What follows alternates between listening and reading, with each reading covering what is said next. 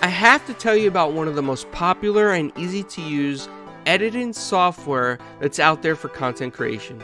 It's called Wondershare Filmora 10, and it's great for beginners and perfect for experienced editors. I have to tell you about one of the most popular and easy to use editing software that's out there for content creation. It's called Wondershare Filmora 10, and it's great for beginners and perfect for experienced editors. Let me show you some of my favorite features of Filmora 10. Check out their cool motion tracking with just a few clicks, and voila! You will find a ton of royalty-free music and preset templates with text, filters, transitions, overlays, animated stickers, and you can avoid copyright claims by using these. It's that simple. Do you want to make content? Do you want an easy to use editor? Do you want to be able to find resources like templates and animations? Then Filmora 10 is the perfect solution. Other features include keyframing, color match, keyboard shortcut customization, Mac touch bar support, and dark and light skin. I even love the audio ducking feature. You can try it for free right now with the free trial, which has a watermark. The link is below this video.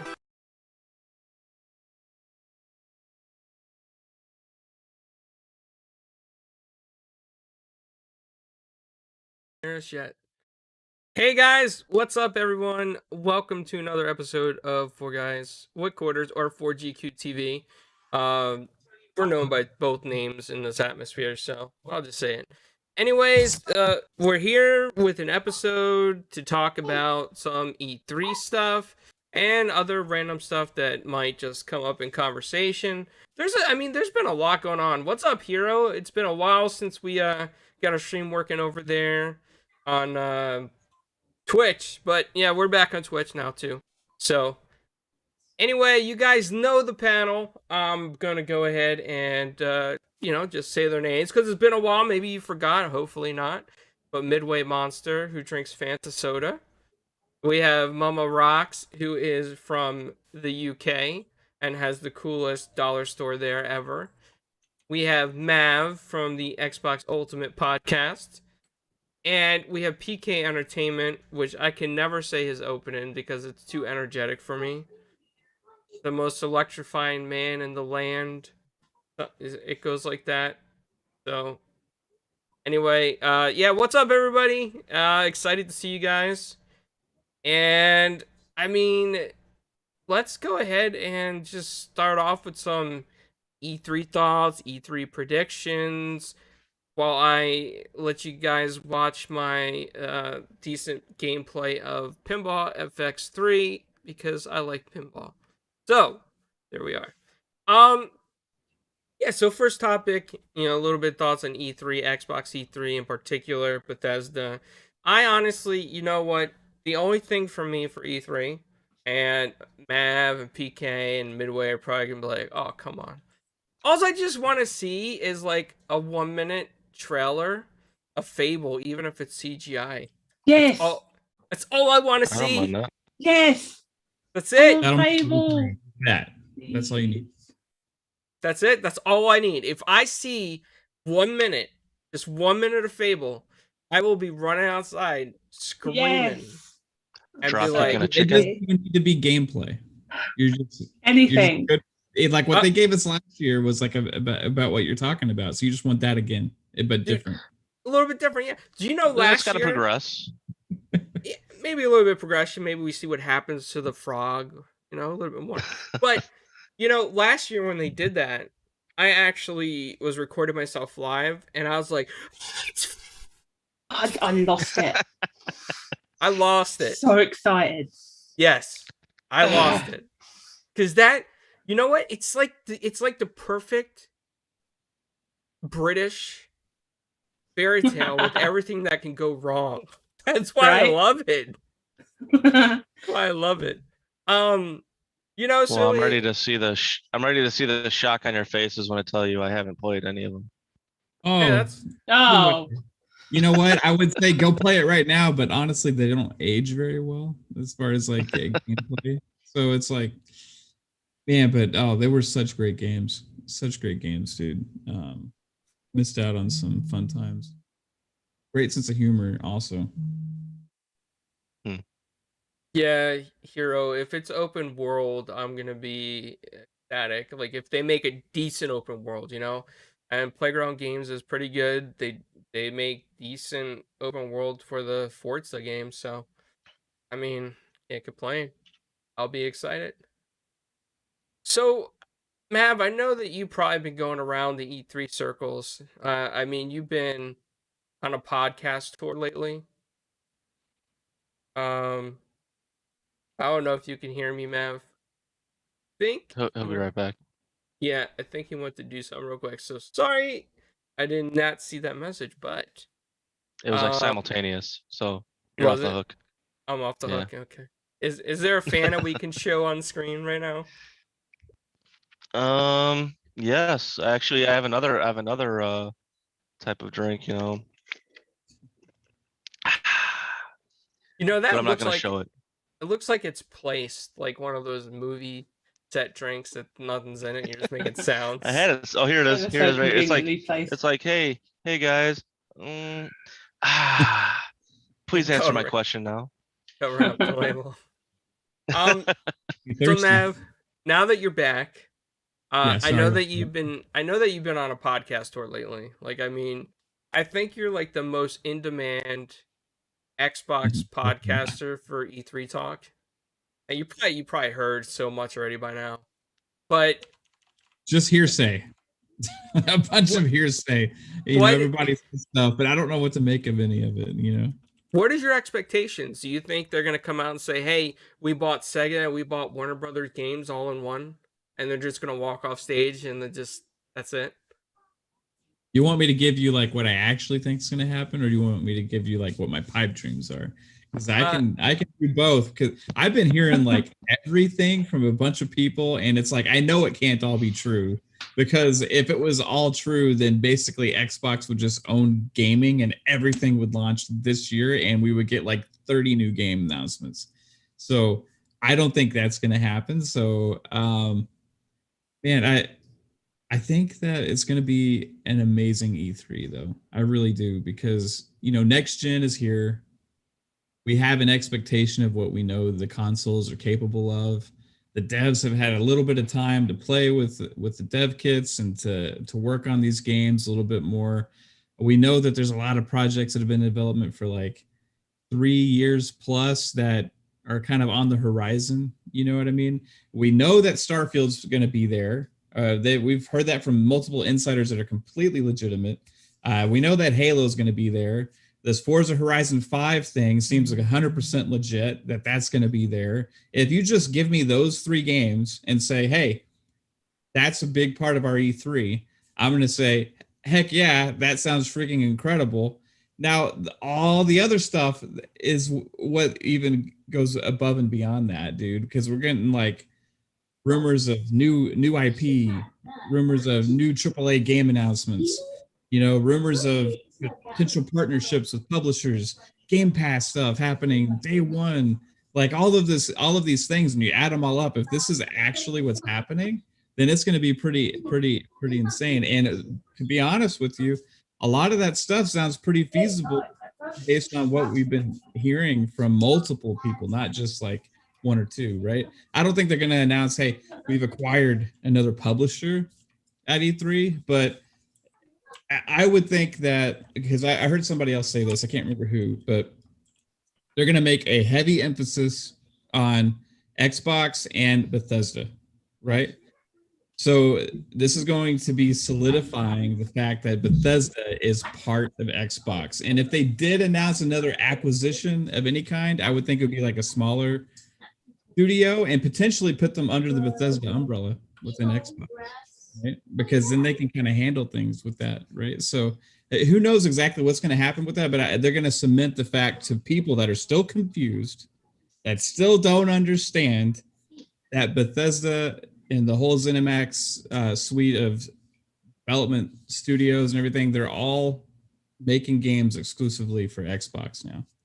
And that's going to be a key part of the conference. And it's also going to talk about Halo and Forza and more. So, dude, I'm pumped. I hope we get the Fable thing, man. I hope we do. But I don't know. They got so much other stuff that I think it's a long shot. So you really think that we're gonna be doubling down on exclusive content for the Game Pass Yeah. program and all that kind of That's stuff? what's all about for them, dude. Because for Xbox, they're like all in on Game Pass. They've put their hopes and dreams into the future of Game Pass, right? Like the business of Xbox is Game Pass, and third-party partnerships, bringing games into Game Pass day one, it almost is as powerful as having an exclusive on your platform, because the exclusive thing is the value, right? There's no value like that anywhere else, right? So if you can get these third-party publisher deals into Game Pass where you're getting some other heavy hitters day one, you're talking about, okay, on this platform you get it for this much, but on this platform you got to pay this much. That's a win for Xbox, and they don't have to necessarily have the game as a pure exclusive, so it doesn't cost them as much to get something like that done as it would a pure exclusivity deal. So there's a lot of interesting things, and the publishers also are seeing benefits of that too, because they get more in like microtransactions, and they get more with the monetization of the game over time. They get a lot of influx of players checking out the game. More likely that a sequel could potentially be made. There's like a lot of other factors of the publishers like this too, man. So it's just like a win-win for right now for a lot of people in Game Pass. So they're going all in on this thing. It's going to be like last year, like everything they're going to show is probably going to be Game Pass day one, including potentially any third-party people that they have at the show. Yeah, I mean, you don't spend what 7.5 billion to put your games on other platforms. Wasn't that the same? They could have gotten that way cheaper just by making Game Pass deals. Yeah, or paying for exclusivity. They could have gotten way cheaper, But no, they went all in and just purchased the whole shebang. Reason for that. It's true. PK. Yo, I just want to say first, I didn't get to say PK has came back home to 4GQ TV. Welcome back. I'm back again. I'm ready to electrify your world. Thank you guys for welcoming me back. I didn't get to say my intro, but it's all good. I'm going to tell you like it is. June, I said it in my video, June feels more like Christmas than December.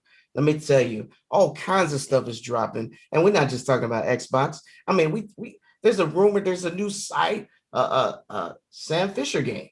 I mean, come on, let's be real. Ubisoft got some big announcements coming down this pipe. Let's just see if they're gonna put their money where their mouth is. Let's just do it. Nintendo, oddly enough, we already know they have a Pokemon game. The remakes of Diamond and Pearl coming out in November.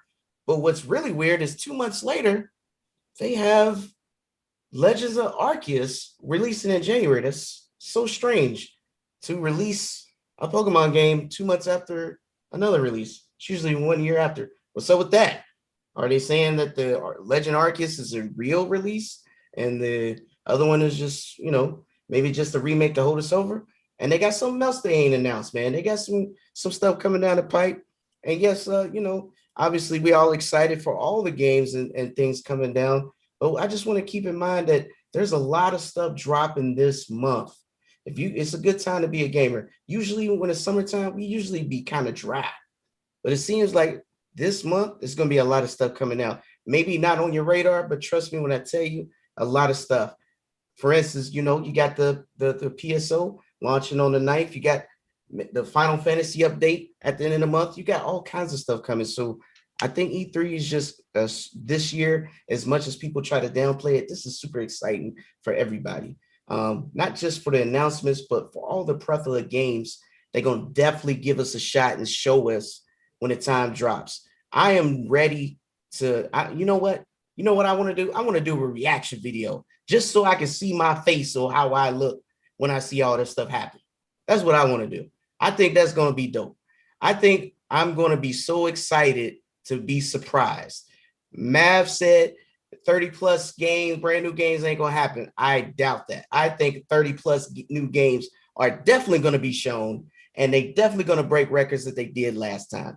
I think that is the whole point. They already set the bar and they're gonna keep breaking it for as Xbox. So I think that's gonna be awesome. Everybody else definitely got something to show. So I think it's gonna be excellent. I ain't gonna speak too much about the typical has-beens. You got Activision slash EA and all that, but I'm talking about the people you just don't see show up.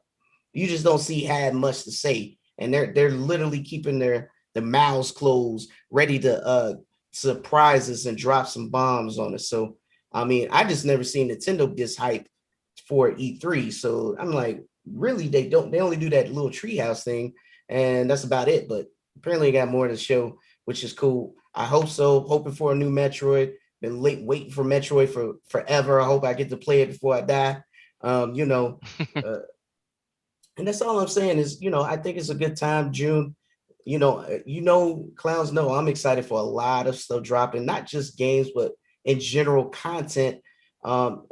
Period is coming out this month, and I think we're gonna have so much to keep us busy. We ain't gonna know what to do.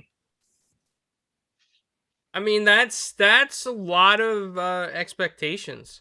I mean, PK, you're putting a lot of pressure right now on Xbox with the 30 plus games that you want to see.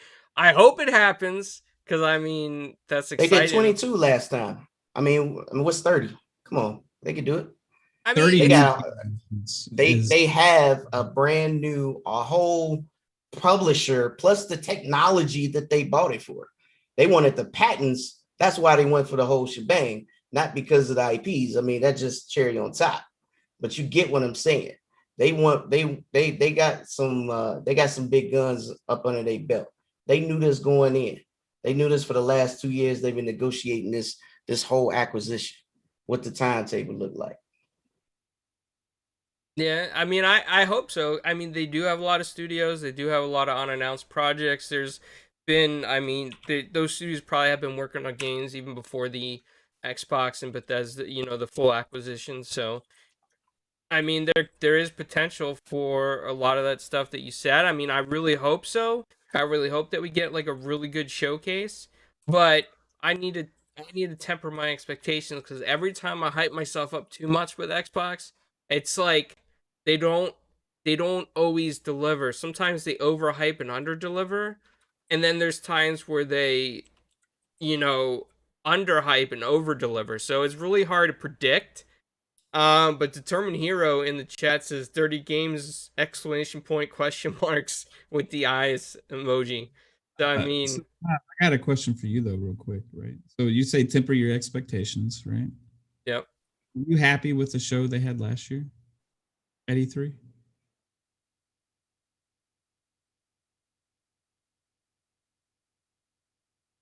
I personally was myself, right? I was extremely happy, but so that's my point with this because like there was a lot of good things that came out of that, but some people are kind of like, hey, that wasn't a good showing last year.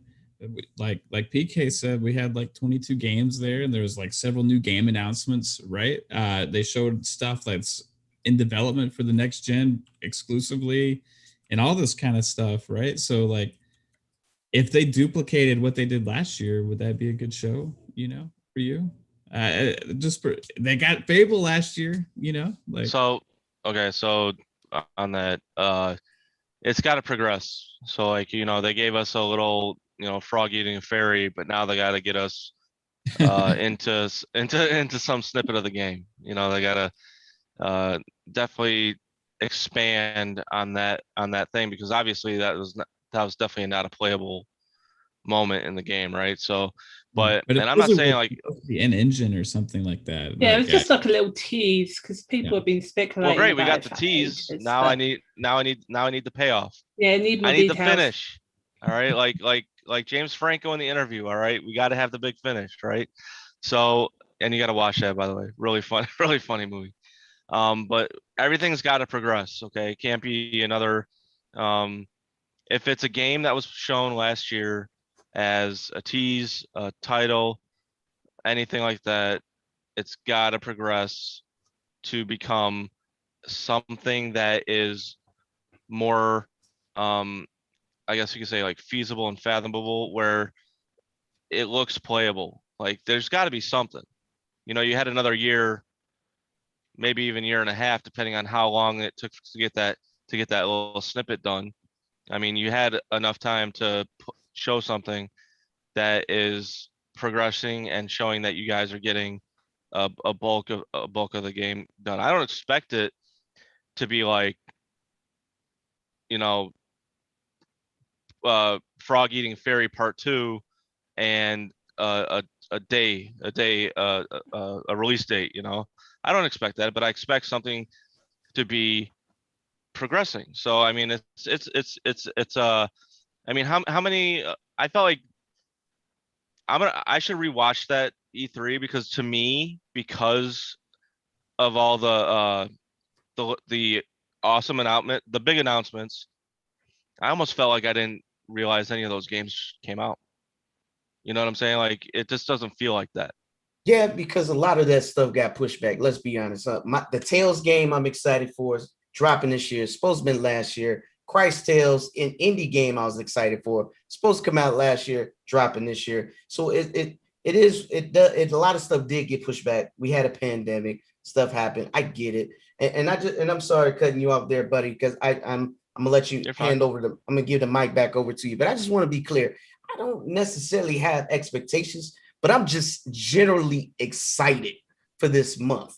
Like a kid be excited, can't wait for Christmas. You know what I'm saying? Seeing those presents and want to know what it is. You know what I mean? Like that's where I'm at. I don't really have expectations. It just looked like it's gonna be something nice, and that's where I'm at. I'm like licking my lips, waiting for the fried chicken. I need some of that.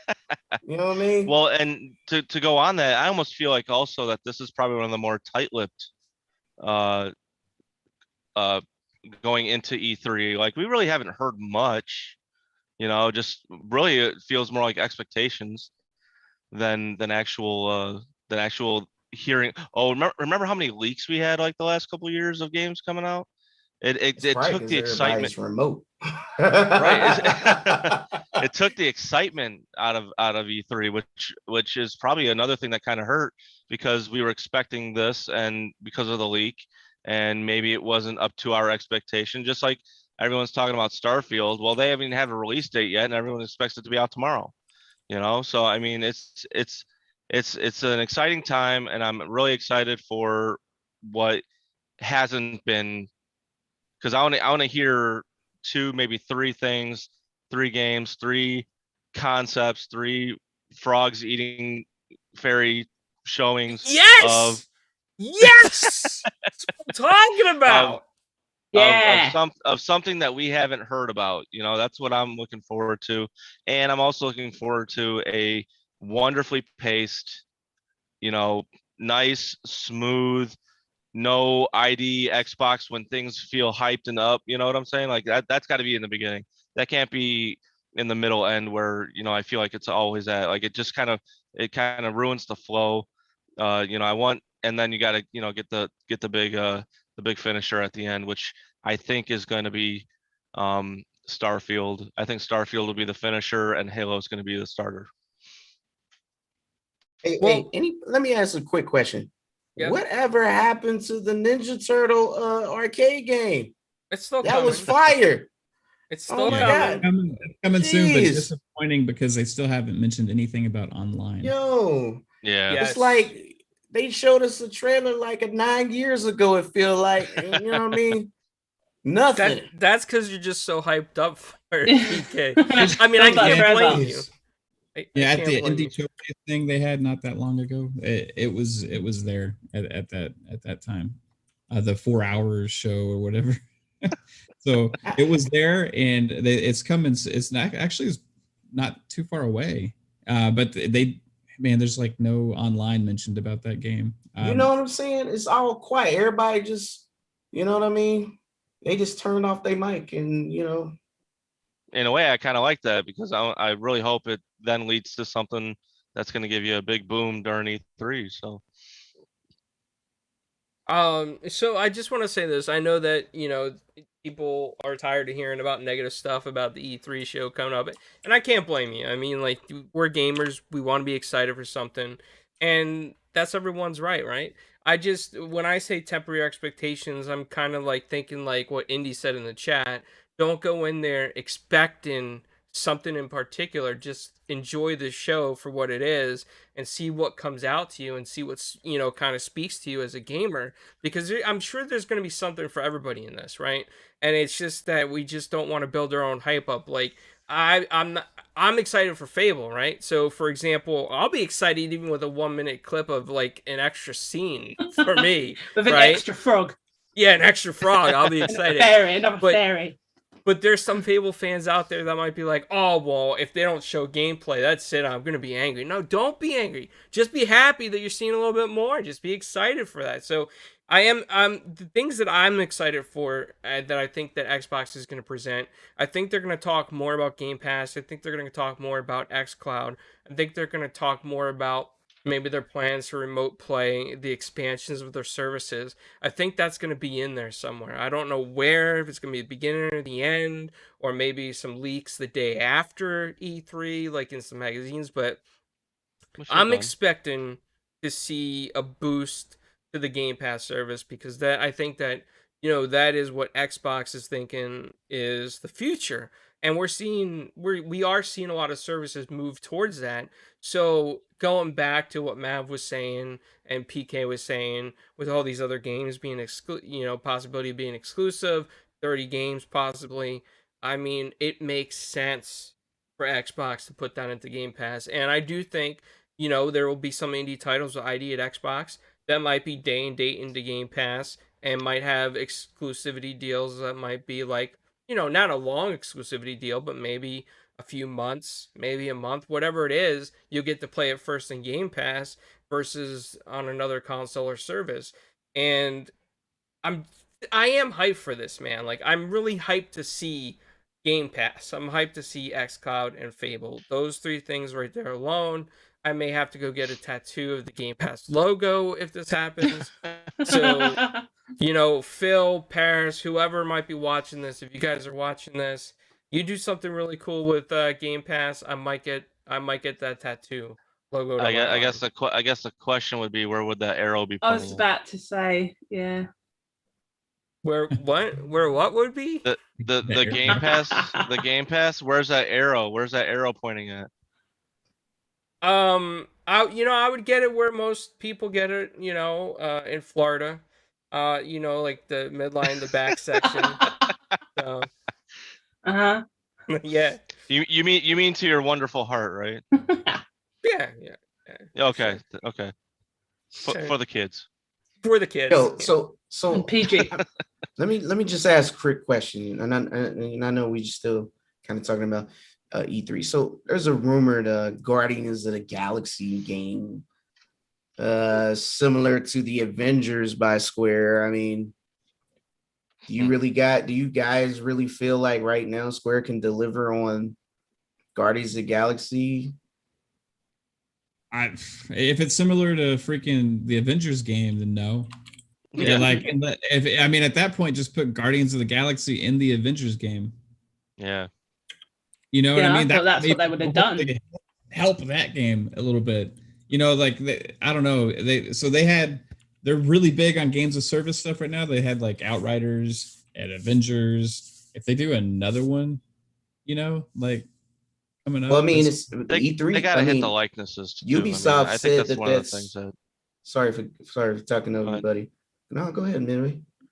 Oh, I was just gonna say, one of the things that kind of turned me off was, and this may be shallow and superficial, but I mean, you can make them look as much like the actors as much as you can, but if they're not, that's what a lot of these fans of the Avengers for the last 2008, so 13 years, like they fell in love with these actors playing these characters. So like when you see someone that doesn't look like who you've been watching and following, it tends to kind of leave me, especially me, it left kind of a sour taste when, Hulk is Hulk, so I was fine with that because I'm a Hulk guy. But when you see like Captain America look like that compared to what Chris Evans looks like. I think it kind of does leave some type of disdain with the fan base. And wait, yeah, you're the game was 100% right. what I would just What? say, Dragonheart Yobi brought up a good point to what you're saying. What if they took the idea of the Guardians of the Galaxy and just threw it into the Avengers like an expansion? Ooh, that might I hurt mean, it'll be some playable. I people. mean, I mean, okay, look, I so instead of a like raccoon, it's a beaver. good.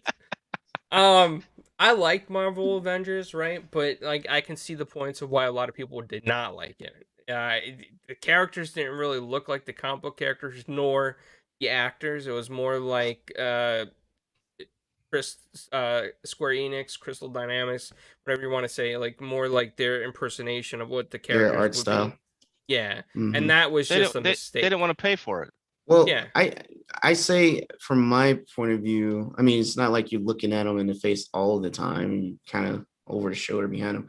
I think part of the problem was the lack of content and technical issues that plagued the game a lot. Mainly the lack of content, right? Because some people still play through it and it's just, you're fighting the same robots over and over and the same 3 bad guys that they have in rotation, right? So I think that's more or less the biggest thing. But when listening to Yobi though, it kind of made me think like if they added a whole new set of characters, it might add a whole new set of universe or enemy types, enemies, etc.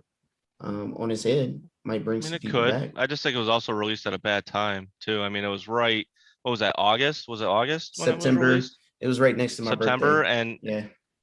and it had 2.5, 3 months until the next gen consoles came out. I don't mean, know it was why they just, didn't just wait until the next gen consoles came out They and then should put more have. content into it, and Yeah. then it made it a next gen launch game. And had with the launch of next gen consoles being so weak, like you could have hyped that up as being a next gen game. Like it just makes sense.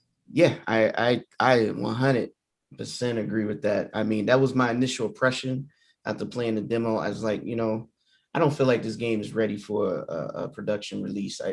If this was on 360, maybe, but we're talking about going into the next gen. I think you guys need to push this back. That's generally how I felt. And I mean, I got the game and everything, but again, fighting through technical issues and lack of content, you feel like you're just doing the same thing. As many as those missions are, it's pretty much the same thing over and over.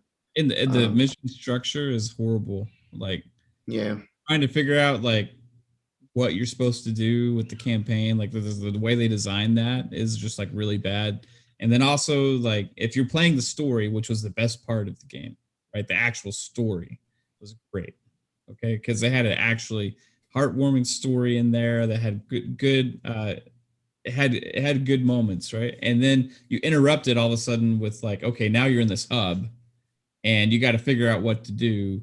And they kind of guide you through that, but it also just breaks up that story that you were really enjoying, that cinematic experience that you got.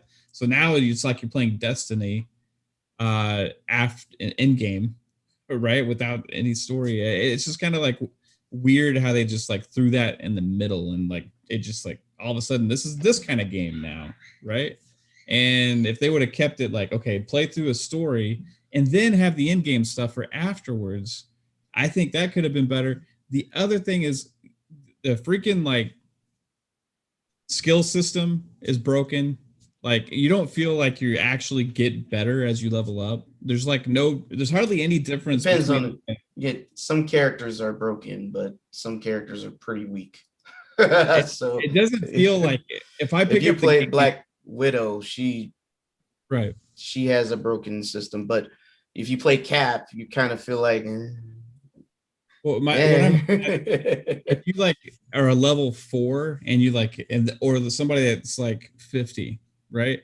The character pretty much feels the same. The only difference is the hit numbers, right? And like there's not a lot of difference with like what you're working for and towards. And also the loot that you pick up doesn't reflect on the character themselves. you have to go buy cosmetic stuff separately. Like it's just like there's a lot of like core things that they just made bad decisions on with when they're trying to decide how to implement. Yeah, I mean, I got you. And just kind of reel it back in. I get the sense no one wants to see a new Marvel game from Square right now. So, I mean, they got to redeem themselves.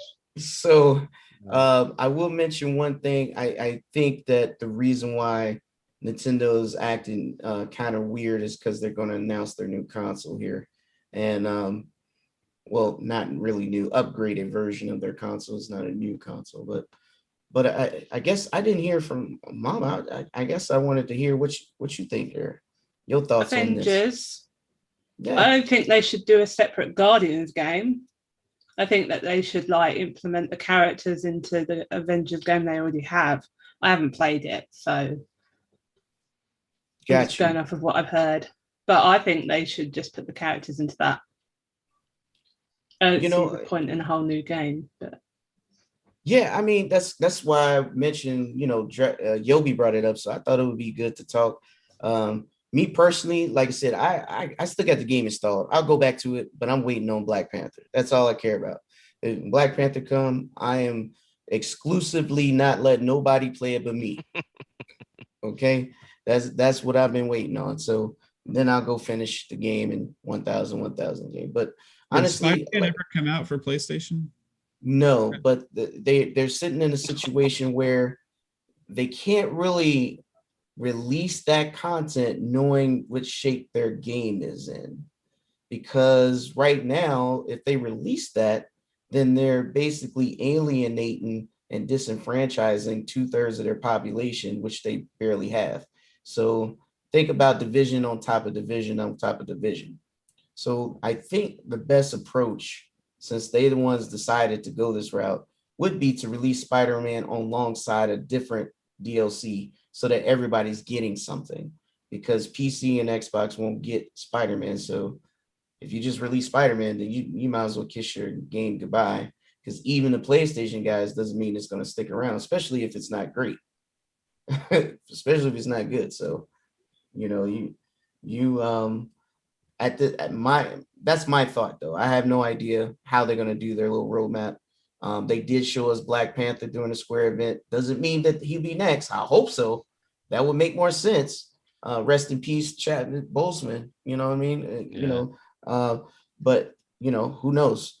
I just wanted to bring that up. I know we was talking about E3. And Clowns, go ahead and take it over, man. I know you've been quiet, man. I wanted to say something to Shizno, because he said something in the chat. He said, I want to go back to it real quick if I could find it. He said that, basically it's, Crystal Dynamics version. There's tons of versions of comic characters for years, but suddenly it's a problem in a game.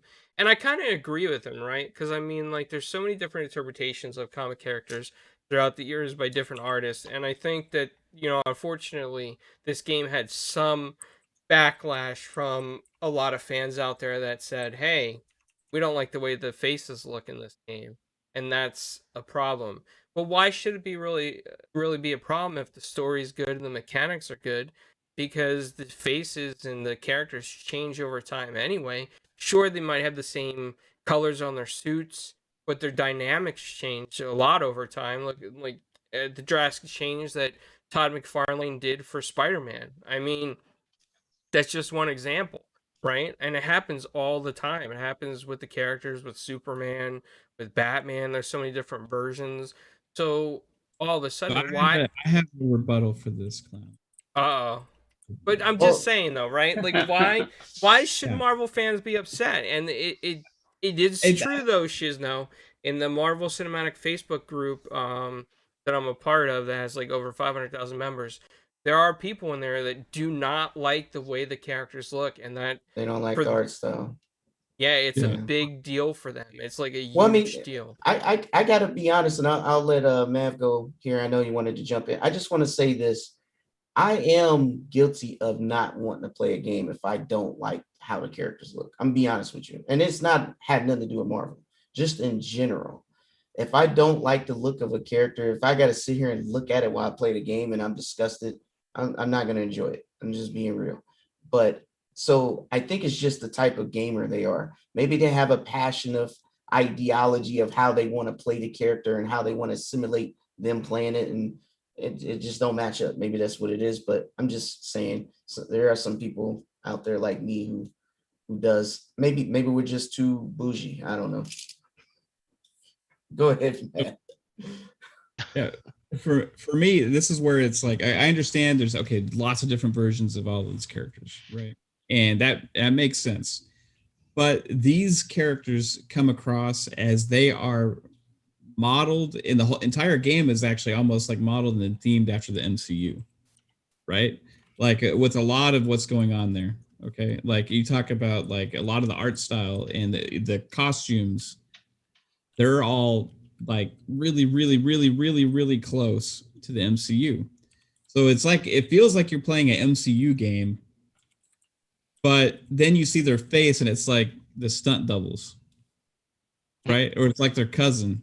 You know, it's like who's this guy? Like this is not Captain America. Now, if they went with a completely different art style and stuff, then they could do more with that. But they made it for that realistic look, and everything down to the costume designs and everything like that is modeled really similarly to the MCU characters. So it's just too close to be different, if that makes sense. You know what I mean? I just think they were just being cheap. Like, you know, you would have to pay some coin to get the likeness rights to all those characters. 100%. I It don't think feels they like wanted they to do it. replaced the I don't actors. know about that. I think it's just whoever did the art style. It's just his art style. I mean, to be honest with you, I mean, But look at how many. look what Spider-Man did. Look what they did with Spider-Man. I mean, they made him look more like Tom Holland. Right, but I'm saying like, look at how many different iterations we have of Ninja Turtles. Right, look how many I art don't like any of styles. them. I only like the OGs. But what I'm Yeah, I'm saying the is, same.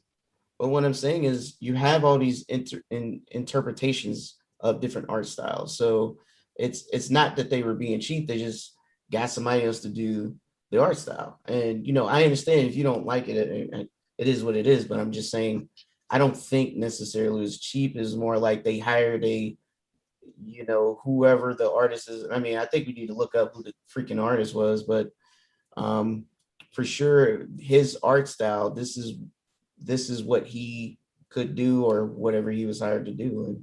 And I get it that they might not be the prettiest thing to look at. I mean, I give you a good example. Look at MK10 and then look at MK11. MK11 is light years. The character models are light years above 9 and 10. Light years. Katana looks like a woman.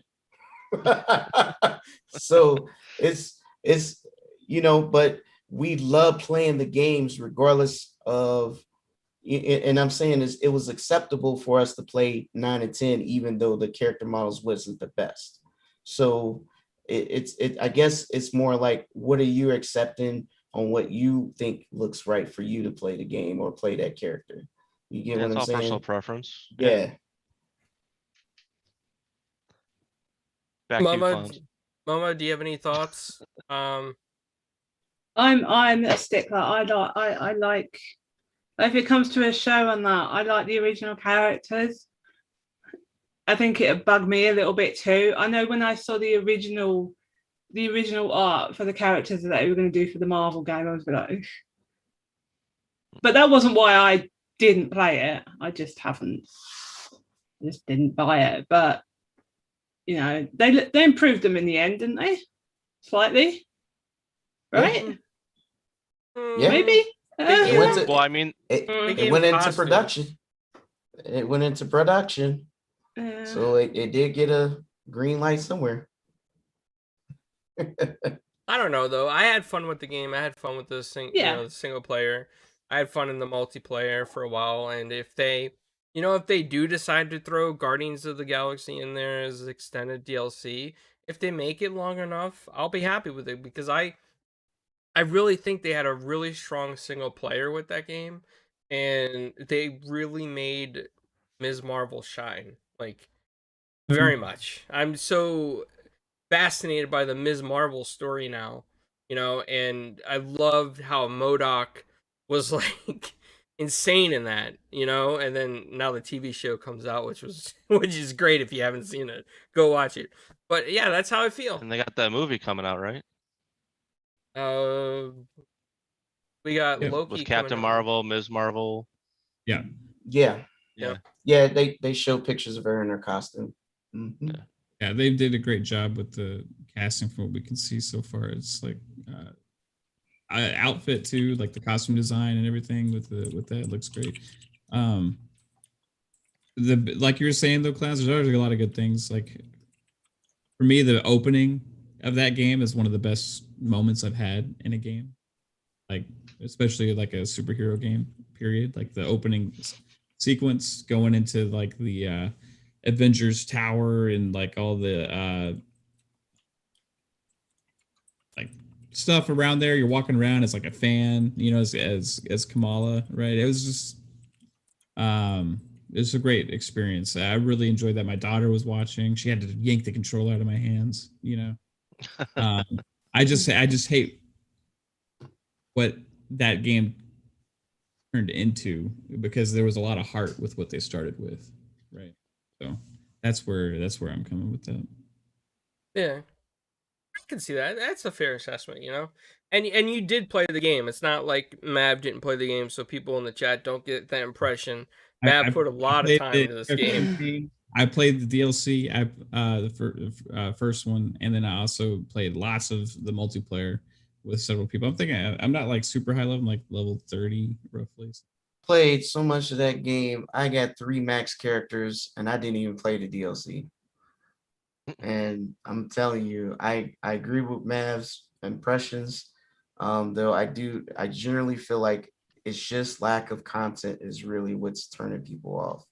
If they just had a plethora of things to do instead of selling a bunch of stuff and throwing a whole bunch of cosmetics down people's throat, I think people would be a lot happier. Yeah. Makes sense. But yeah, that's even though we got a little bit off, I think we beat it up. No, I agree. So besides the E3 talk and the the Marvel talk, anybody else got any closing things they want to say on these topics? E3 is awesome. Yes. E3 is awesome. And I really want to see Dragon Age, but I probably will have to wait until the EA event. And Wait, when is the EA event again? That's the 30. Is that or when is that? I think they announced I think it's either the end of June or July. But I know I've got to wait longer. Unless they do show something. Mama, if they disappoint us like they did at the Game Awards with promoting the fact that Dragon Age is gonna be there, and they give us something like they gave us at the last time, I am gonna be very disappointed. I know, right? I feel like we've been waiting so long. It's been years. Yeah. It's not as long as I've been waiting for another Splinter Cell. Like we haven't even got a trailer yet. Yeah. Like, no trailer. So like the weird thing this last year. I don't know. Hopefully a Mass Effect, more of a teaser on that one. Yeah, I'd like to hear more about the new one.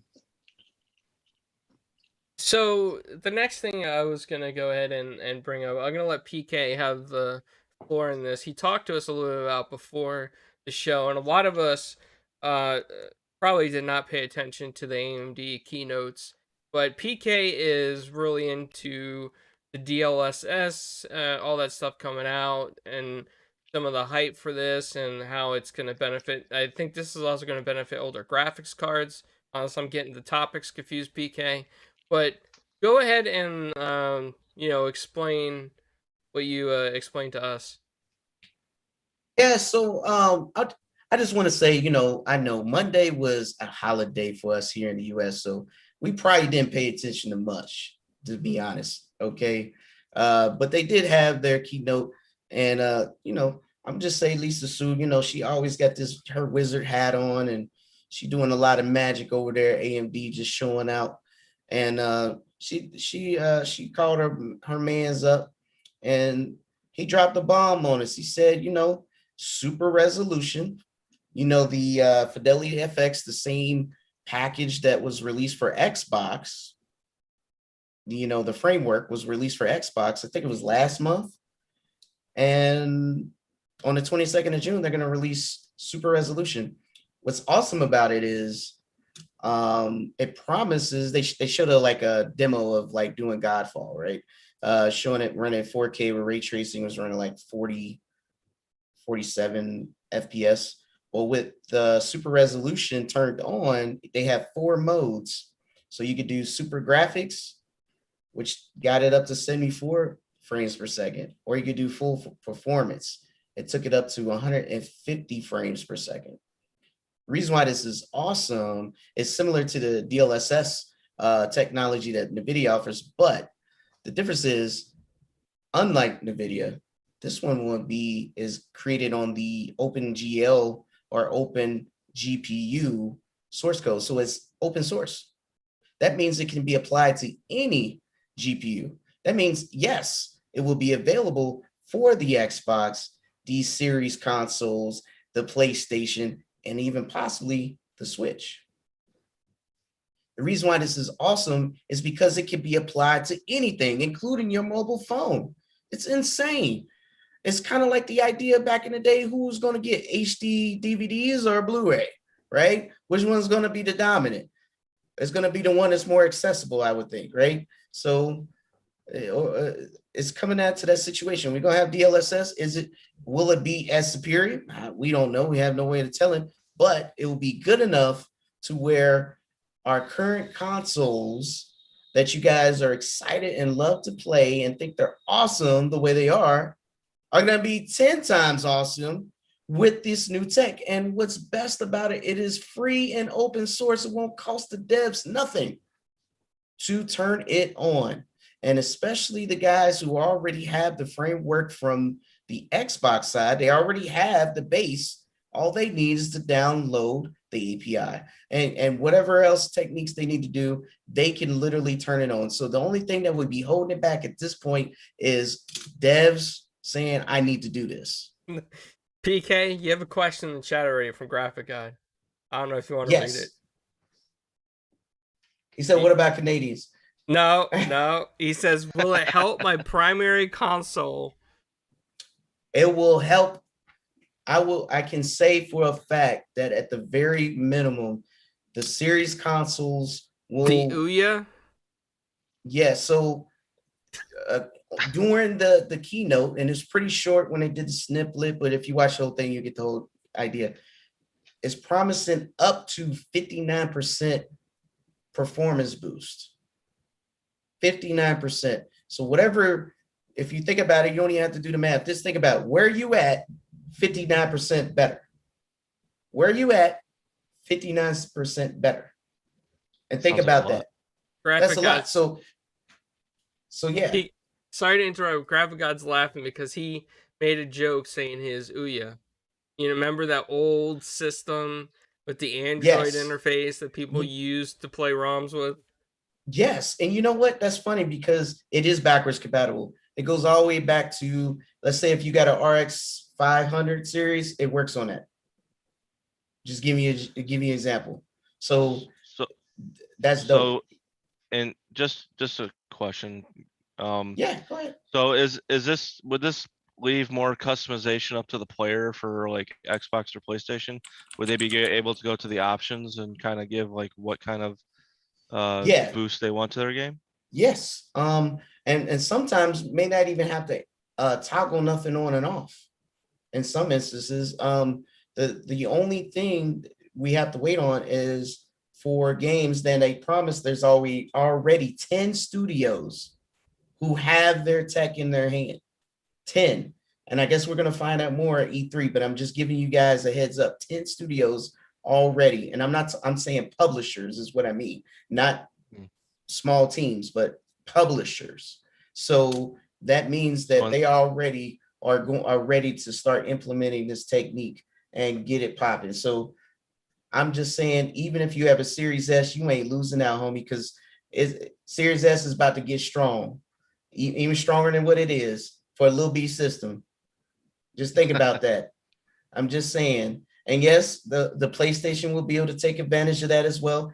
I know a lot of people say, "Oh, you know, there's you." I thought you said it didn't have RDNA 2. Wait a minute, hold on, cuz no one says it didn't have pieces, but it doesn't have the full feature set because 2 of the feature set belong to Microsoft, and that's the Direct Storage and DirectX 11 or DirectX 12 Ultimate.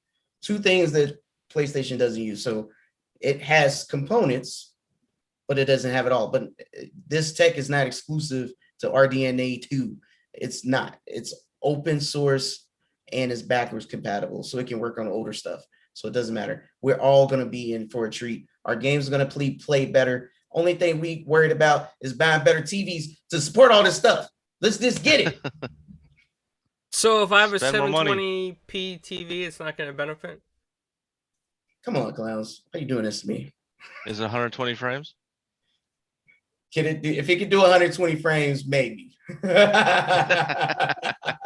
I think it's stuck at was it 59.97 frames per second? If 59.4 is the North American standard, yes. All right. So yeah. Maybe it's a So could this work on the One X or the One S? So they have the same architecture. It is a possibility, though I can't answer that because they are the way that the PS4 and the Xbox One architecture was created. I'm not sure if they had this in mind since this. I can't. Yeah, I can't say.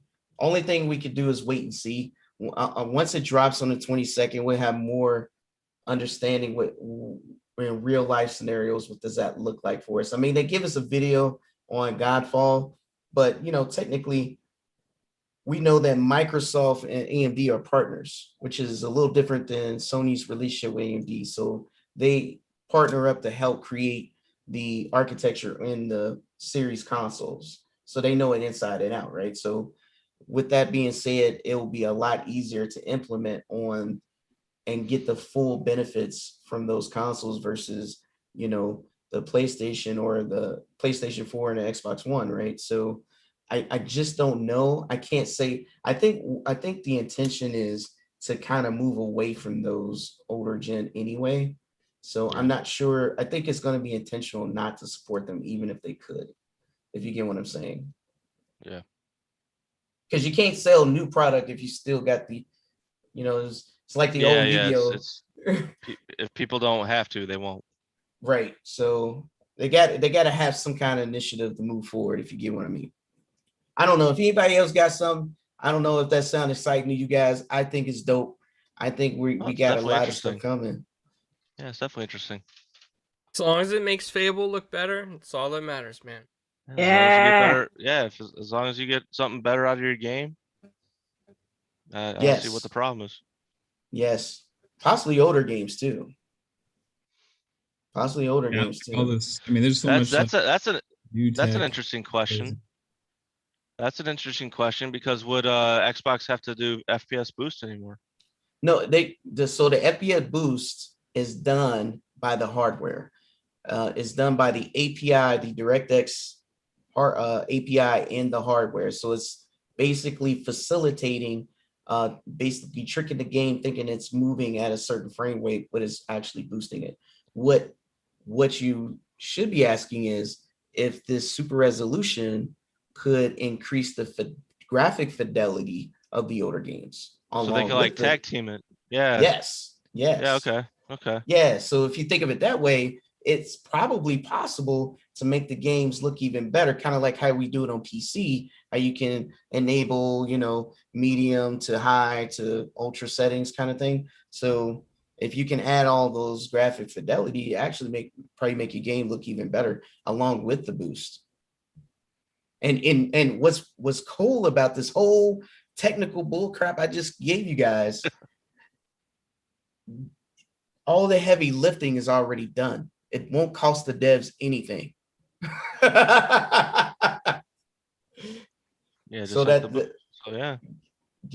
it's like a no-brainer. Let's just get it. So that leads me to a question though, PK, because with the FPS boost, right? A Yeah. lot of companies have that issue where they'd rather approve it, and like especially with Wreckfest, we've seen that issue, right? Where Wreckfest didn't want to approve it because they wanted to be able to sell a different edition of Wreckfest. So are we gonna see that kind of problem with some games? Are the developers still gonna hold back See that and try to that's sell you a different version? so I can see that if they don't implement the super resolution technique, right? But the boost is being done naturally through the system. So it's I mean, unless there's some sort of legal jargon I have no idea about, there's nothing they can do about that. That's just being done on the back end through the hardware and the API. It's not, they don't have no involvement of the boost. That's strictly Microsoft doing its magic. As far as the super resolution, though, I can see that since you brought that up as a potential sell for like remasters and etc. Because if this is doing what it's promising to do, it would be no point in doing remasters. If you get what I'm saying, like So I mean, I'm not trying to throw the rumor mill or predict anything, but essentially, if a publisher just wanted to be money hungry, they could try to block this access and then sell us a remaster that allows this access, and they won't even have to do any work because the remaster just allows the access of it's totally resolution. possible. It's totally possible. It's not really blocking. They just won't use it, right?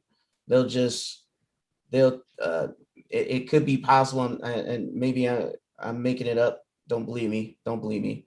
That they might intentionally make the game run kind of medium and then sell you an ultra version later later, if that's even a thing. But that's if that's what it sounds like to me, it's possible. That is it ethical? No. But who knows? Money is it talks different when you I mean, looking for it. look, Last of Us remasters coming out, right? So I mean, never know. But is this gonna cause? Okay, now let's talk about the PS5, right? Yeah. Is this gonna cause the PS5 to run hotter and possibly overheat? Because it already has issues. What's with things like this? It's kind of hard to say because right now the PlayStation hasn't found a safe way to enable extended storage without actually running hot, right?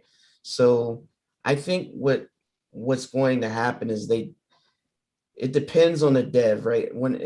Obviously the game's got to pass certification. So if they enable this feature or have it available to be enabled, but it actually starts killing the systems, during the testing, they probably won't have it in there, right? It just depends. Some games don't run that hard, so it'll be okay, and some games do, and you just gotta, you gotta play it by ear at that point. Right now, the current To design, be because we all determined, know, right? When yeah, this is even yeah, available on the PS5, because they haven't announced that yet. They just said it's coming, but they don't know right, when.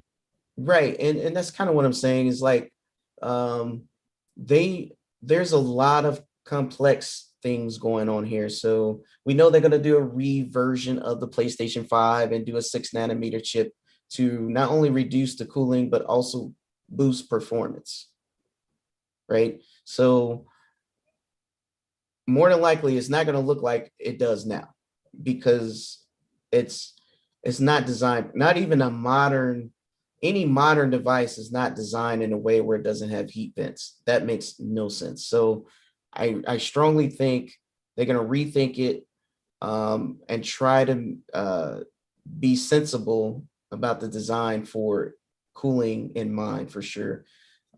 So like I said, as far as the games, it could, depending on the testing before certification. I Well, and this it's is. up in the air. I think this is something that I don't remember who I was talking to, but I predicted because when Microsoft announced that the DirectX would be open source for Linux, which was not that long ago, where they announced the full open source library for Linux on it. I mentioned that the PlayStation, since it's based on I believe it's like BSD Unix or something.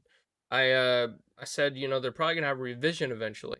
So now there is talks of revision. There's patents showing a revision, and they're probably gonna take advantage of this in the revision. They probably can't do it on the current unit, um, even with the software patch, because they can't even get the unit to run properly with the extended storage, like you said. But hold on to that. So what you guys are both saying is what it sounds like to me. And this is like a crazy world that we could possibly be living in a year We're or all two. crazy, This man. actually happens. Go Okay. for it. So they just launched a PS5, hmm right? Back in November, that they won't be capable of potentially doing this technology. So they'll have to make a new PS5 in order to take advantage of the features which everybody that had just bought a PS5 in the past year will not be able to take advantage of. Yeah, if that was me and I had a PS5, I'd be so peeved off. I'm just saying, I would be upset. You know what I mean? I would be so annoyed. You gotta understand, Sony does a lot of things that nobody talks about. I mean, heck, they on the base PS4, they said, "Hey, we got HDR running." That wasn't real HDR. They were just telling you that. That was simulated. That wasn't real HDR. Let's be honest. You can only do HDR with HDMI 2.0. The base PS4 has a 1.4 HDMI. It was impossible to get that enabled, but they sold it that way. They told it people that Spider-Man had HDR on it, which was not true. They don't care. They're going to do what they're going to do. But at the end of the day, let's just start from scratch. Right now, they do not have Fidelity FX, the base core package for the PlayStation. Remember, it was only released for Xbox. Why is that? Why didn't the PlayStation get it? Well, I want to say this, though. I think an easier way to answer what Mav is questioning is the fact that the issue with the current PS5 is that the extended storage, it gets too hot, and they did try something with the fans, but they couldn't regulate the fans properly in some of the software patches and whatnot.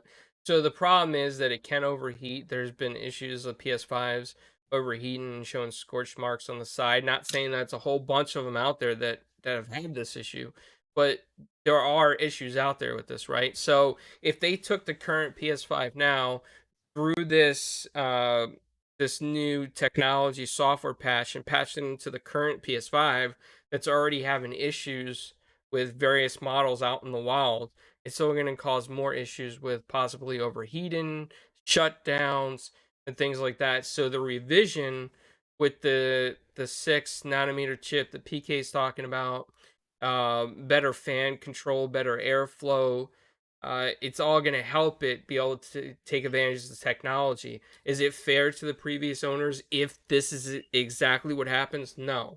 If they can make it work on the older PS5s, that'd be great. But I honestly, as someone who loves technology, I'm not as thorough as PK, but I don't think, honestly, in my personal opinion, that it'd be possible for PlayStation to put this patch on the current PS5s out there. I think it would cause too many overheating issues or shutdowns or maybe even more scorch marks on the side. They would need to actually lower the clock and make it stable at 9. No variable clock speeds. Where it was supposed to be in the beginning. They only overclocked it, and it's not overclock permanent, but it's variable because they wanted to lessen the gap between the Series X and the PlayStation. If they just had it stable, then the chip would not run so hot. They would need liquid metal. Like, who heard of this? No, I heard they were going to change that too, probably. Yeah. Well, it doesn't make sense because if something happens, you need a whole new unit. You cannot switch that CPU out. There is no change. You getting a whole new unit. You're done. Yeah. So they have to do regular pace. And I mean, it doesn't make sense to spend all the money on liquid cooling anyway. And I'm sorry, clowns, but I'm pretty sure it just has one big old fan that's scooping out the air. But at the same time, it doesn't have the heat vents. And this doesn't make sense for a closed environment. Okay, you gotta have proper airflow, and that's common sense. It's got a heat sink that a Yeah. refrigerator uses. Yeah, it's a monstrous heat sink, but it doesn't have proper airflow, so it doesn't matter about the heat sink right now because the air can't escape properly. It's, you know, it heat you rises, get what I'm saying? Not to the heat side. rises. So anyways, I know I'm getting too deep in that, but I see where Mav's coming from. I think for sure for this technology, as of right now, this is why the package was only delivered to the Xbox or the devs working on the Xbox Series consoles, is because it's already ready for this scenario versus the PlayStation still got things to work out. Yeah, and I know that it's the most popular console, but you know, it does not equate, it does not transfer one-to-one on what does it do for you, what did the value get. You still stuck with the lower hard drive space because you can't use the expandable slot. You can't, there's a lot of things you just can't do, right? Yeah, which is so crazy to me that there's this like feature that's included on the console to expand the storage that is limited, right? And you got all these games coming out, and you know, like there's no way to take care of that, and because the system gets too hot to handle it. Like it's just PSA, like crazy to me that people are okay with this. PSA: if your console has the 6-nanometer chip, it can run it. Yeah, so what that does is it lowers the power draw, and it increases the ability to be a cooler because it doesn't have to run as hot. So that means they don't have to worry about some of the technical issues. And I'd speculate that Revision will have heat vents. It will have proper cooling. I think yeah, like I think best case scenario is that those people that bought the consoles day one and till now, it overheats, they send it back, and can they replace the chip and just give it back to them? No, No, not the older ones. You got to get a whole new unit. And we all know Sony's warranty is not like Microsoft where they give you a built-in 1 year. It's 3 months, buddy. And you better get an expanded warranty in yours for sure. Yeah, for all those people that bought it on those credit cards, you should check with your credit cards on the warranty because sometimes they extend it by a year. Even scalpers, you bought it off a scalper, you're SOL. Yeah, I mean you could be. Yeah, absolutely, you could be. I just know that my friend, and I'm sorry, cutting you out there, clowns. My friend, he's not a PlayStation guy, but he spends a lot of money on PlayStation. Okay, he just got money to just throw away. So he wanted to order like 7 games, and he does this all the time. But then they harassed him, blocked his credit card for buying their stuff. He calls customer support, and they're harassing him about spending money on their stuff. He has to prove by birth certificate, driver's license, social security card, then got to show in proof of purchases and all kinds of mayhem. And all you're doing is spending money on their stuff. And that's what I'm saying. When it comes to this consumer side, when on a high level, we could see the PlayStation 5 seems like a lemon. I don't know if you guys play it every day, but I'm sure the people that do run into a lot of issues. I've been trying to buy one the last couple of days. Now I'm having second thoughts. Yeah, I mean, Matt, to be honest with you, I would put your ear to the rumors of the revision and see how far out that might be, because the revision might be a better bet. You know what I mean? How are we gonna market this thing, right? Okay, so let's say that the revision is different enough to actually cause some like obvious changes to the average consumer, and it's also going to be capable of more things.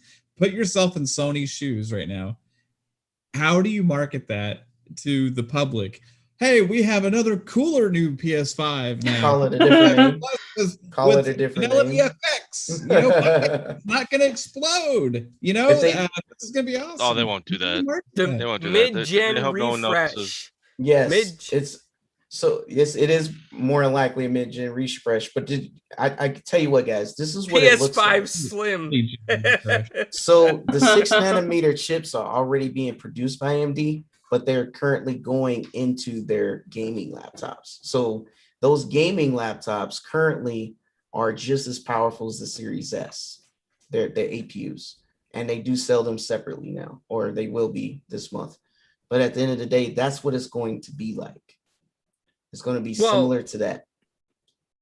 I just want So, to, yeah. I just want to say this, man. Like Crazy Brook dude just said in the chat, it's like when PS3 took out backwards compatibility, they always constantly are changing things through different models and revisions, and that's very true. And a lot of people don't catch on to the stuff that they do. They really don't catch on to it. But Xbox, in a sense, is more, with Phil Spencer's visions for Xbox, it's more future proof, right? Like Phil Spencer, when the Series X designed, they knew that there would be a lot of heat, and they designed it so the heat rises properly. And I just think that Xbox is in a better position this generation. And I'm no way trying to bash Sony, because I like my PS5. Like, I enjoy it. I play it, with the remote PC apps and on my phone, and I enjoy it. Like, I enjoy playing some stuff on there. I have PS Now. I enjoy that. I mean, not as much as the Xbox stuff, but I still enjoy it. So in no way am I bashing it. I just think that Xbox is this. I think this is really the generation where Xbox is going to come out ahead. Also, I would love to see a feature that PlayStation has. Shout out to Graphic God. On the Xbox. It's not like they don't have the technology, because they've shown they do have the capability, and that's remote play. And what I mean by remote play is not in the sense of remotely playing your console, but allowing your friend to take your controller and help you get past a piece and a game. Not for me, but shout out to Graphic God, because he's stuck on some situation in Batman Arkham Knight, and I would love to hop in and break that game for him, because I played the crap out of the game. So I would love to see some of those features come over to Xbox for that use case, for sure. And like you said, Clowns, I mean, I enjoy my PlayStation. I only got a PS4 though. I don't have, but I owned every iteration of PlayStation since the very first one, including I had American and Japanese PlayStation 1 and 2. So trust me when I tell you, I definitely spend enough money in PlayStation land. Though, right now I just been getting their games on PC. So I'm waiting on God of War to come to PC, right? So mainly because it's hard for me to trust Sony at this moment, because I don't know if they even support backwards compatibility truly or not. They believe in generations. I'm just saying, it's scary over them streets, bro. Like when I want to purchase something and keep it in you get what I'm saying? Like on Steam, I don't got no worries. I know I can reinstall anytime I get ready. Xbox, very similar. God of War Ragnarok's PS4, right? Right, but I'm talking about the original, because I ain't played that much of the original. But I don't want to get it on PlayStation, PS4. I'd rather just wait until they bring it to PC and just scoop it up. Yeah. But yeah, and I'm sorry we beat this up, but I just wanted you guys to know how exciting that is. That means good things are coming. That means when your Halo Infinite drops, it will also be able to take advantage of the FSR. Well, that way the hardware doesn't have to do the heavy lifting, and they can do a lot more things in the background for that type of scenario. Or even the Fable. They can use it for they can use it for game preservation, so that's a good quality to have. Yes, absolutely. Not to change the topic abruptly, but I want to go to Mama and see if she has anything that she wanted to say or anything that she wanted to bring up, because I know we've been talking about this technology for a while. Mama, any Sorry topics about that, you Mama. Want to talk about Fable? We talk about Fable. Yeah, I mean, I could talk about Fable all day long, No, There's there's one game I'm really looking forward to, and I can't remember the name of it. I saw it last year. Was it last year? It might have been earlier this year. Open world RPG by Obsidian. Oh, Avowed? That's the one. Yeah, I'm hoping that we hear more about that. We should hear more about that. I think it's been a year. Why It's not? been a fair amount of time. Like I said, progression. They better show something. Yes, that would be Something nice. that's longer than a dragon. Sound like a dragon come out of a cave. They better have a little. They better have what that hand does after he does his little thing, you know, and he and this, you know, Yeah, we better see that fire another come out of his hand, hand. maybe. Or maybe a fairy coming out and a frog eating. It. Yeah. Just come on, let's do this. A crowd of frogs. I just want to see new announcements. Yeah, and I'm really excited for it. Even if I don't get updates on those games that were announced last year, for me, it's like the thing that I always look forward to most, like for E3, is what I don't know. Right? Yeah, the surprises. I like the surprises. I like, oh, this new thing I had no idea about Snap coming to Xbox, and it's going to be insane. You know what I mean? And that's what I live for E3, because it just adds another little piece in my mind that I get to think about daily and get excited about and hyped about and wait for a couple years for. And I think we're gonna get lots of that. Yeah, especially when we haven't heard anything else. Like we haven't heard much, so we don't know too much of what to expect, and that's exciting. Makes it exciting. Studios. It is. Yo, I just remember we got to talk about Sonic Anniversary. You talk about that in a second. What were we saying, Mav? Oh, I just said, hey, happy anniversary, Sonic. You're not a Sonic fan, are you? Happy birthday. No, I like Sonic. Sonic's great. He just turned 30, man. Y'all better give him some respect. That makes me feel old. I didn't have a Sega as a kid, so I was a Super Nintendo guy. Oh man, poor guy, man. He was deprived of some real good stuff. Oh man. Good thing we have retro right. You know what I mean? So you know what I want? You know what my far out hope is, and like it could be in the next 10 years, is a reimagined 4-player co-op of Brute Force. That's what I want. Brute Force. You got 4 characters. What's Brute Force? You got 4 characters, all different types and qualities. The video on that. I don't think I remember that game. Oh my gosh, it was fun to me. You know, I mean, for what was that, a 2002, 2003 game? It was Xbox exclusive. It just needs to be flushed out and obviously redone, and you got again 4-player possible co-op potential for multiplayer. I mean, I think it's a diamond in the rough. That's my hope in the next 10 years. Wasn't it? So hold on, I don't think I remember this game. So that was a brawler, wasn't it? No, it was a shooter. It was a third person shooter. It was a third-person shooter. There was I don't think there was any aim, if I recall. There wasn't really any. And each character had a specific skill. And the one thing I loved, what was it? Rex. Rex was the giant lizard, humanoid lizard. He could actually, if you use his power, regenerate health and actually see everyone in infrared. So you can find everyone. So that was kind of that. It had great potential, and that's one of the games that you hear Phil Spencer always say that I don't want to do brute force, because everyone's asking for it. So, but I hope he comes around. Phil, if you're listening to this, make Midway streams come true. I just want to see Perfect Dark. Also. Perfect Dark. Perfect Dark is like, that game's been in works for a little while. We could potentially see something, because they just gave us a hint of it at the Game Awards, right? Maybe at least tell us a little bit more about it or something. I do think Ubisoft Connect is going to be partnered with Game Pass after E3. Yeah, I think something around that will be announced. I think so too. Wow, this is gonna lead me to a whole other topic, but I just want to say this real quick before we get into the Sonic 30th anniversary. Has anybody on this panel played Biomutant? Not yet. No. I've heard good things though. It's awesome.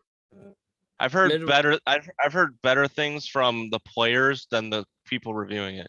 Yeah, don't listen to the reviewers. Matt, Yeah. have Oh, you played never. it? But I'm just saying that's Yeah. usually kind of goes hand in hand sometimes, but then this one is actually like a complete like sixes, fives, and I'm hearing everyone else is like, this is a lot more fun than they said. So So I put in almost like 2 days in on this game. I did receive a review code for it, but when I started this game, I had low expectations for Biomutant. I didn't really expect a lot out of it. I wasn't sure it was a 20-man team. But once I got into it, like once you get into the character creation, it's so in depth. There's like so many different ways you could build your characters, change the fur colors, um, and just different looks to the character, right? But the game reminds me of a mix of so many awesome games. Like it has like light and dark paths in this game, kind of like Fable has light and dark paths, and the choices you make affect your character's aurora, and it could affect the ending of the game. I'm not sure how many endings are in the game. Might only be two, but there's a light ending, I'm sure, which is what I did, and I believe there's a dark ending as well. But it's just so cool, and it has like the narrator sounds like the narrator from Fable. Like it reminds me of that. And the narrator talks during the whole game. You can just let him talk, and he'll be like, "It's a rainy day," or he'll be like, "It's a sunny day out there. Have a great day." And he just Are talks. they British? Yes. Well, like Fable. And he just There we talks to you as you're playing the game. Okay. So Hello Tom, there. I mean, Have a good day. from like It's different sunny scenes, today. yeah, like from different scenes, you could see like your characters like shivering in the rain sometimes, and it looked like that it had like a good humor with it, and I did watch I think it was an IGN review, and the guy was just like, for all its whatever, it definitely lacks in a lot of areas and everything, whatever, but the one, so I know they said that you can either save villages or kill or take over by force, Mhm. and that's what affects your aura. Is that how it Yeah, works? like the choices that you make. Yeah, like because in the beginning, you get like in the very beginning, when you start on your path for your first playthrough, you get to choose. Like there's more than one tribe, right? But there's right off the bat, you're met with a tribe of light and a tribe of darkness. So you can choose which tribe you want to align with.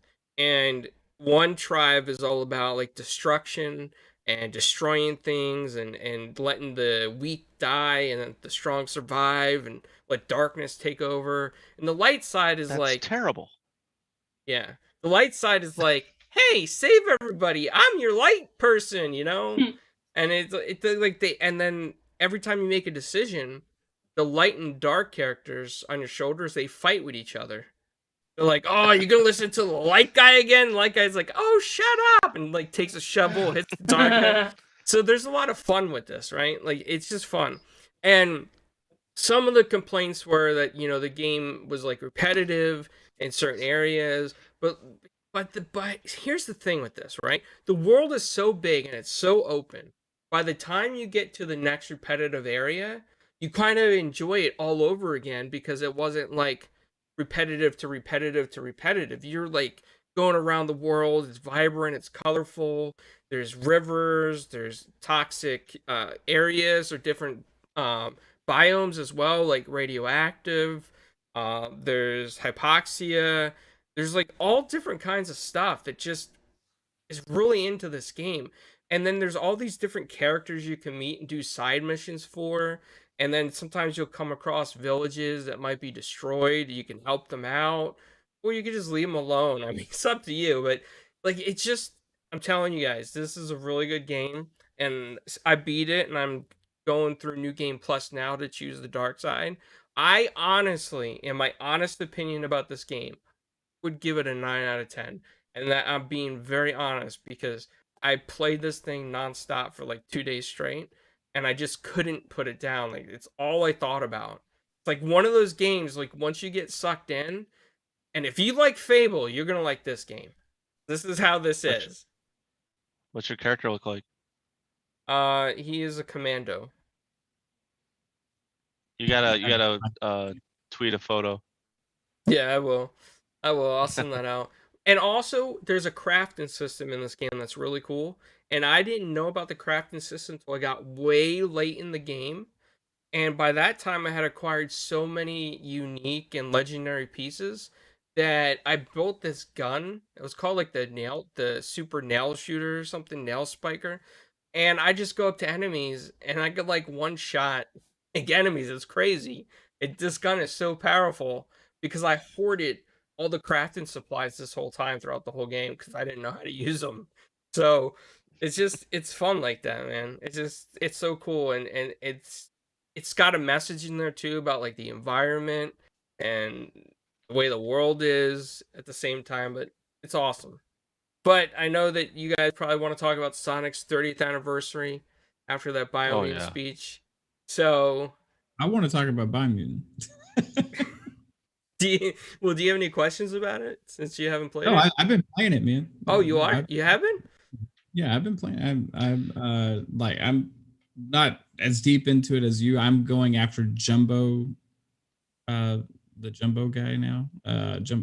Forget it. What are they called? What are the enemies called? Jumbo Puzz or something? Jumbo Puff. Yeah, Jumbo Puff.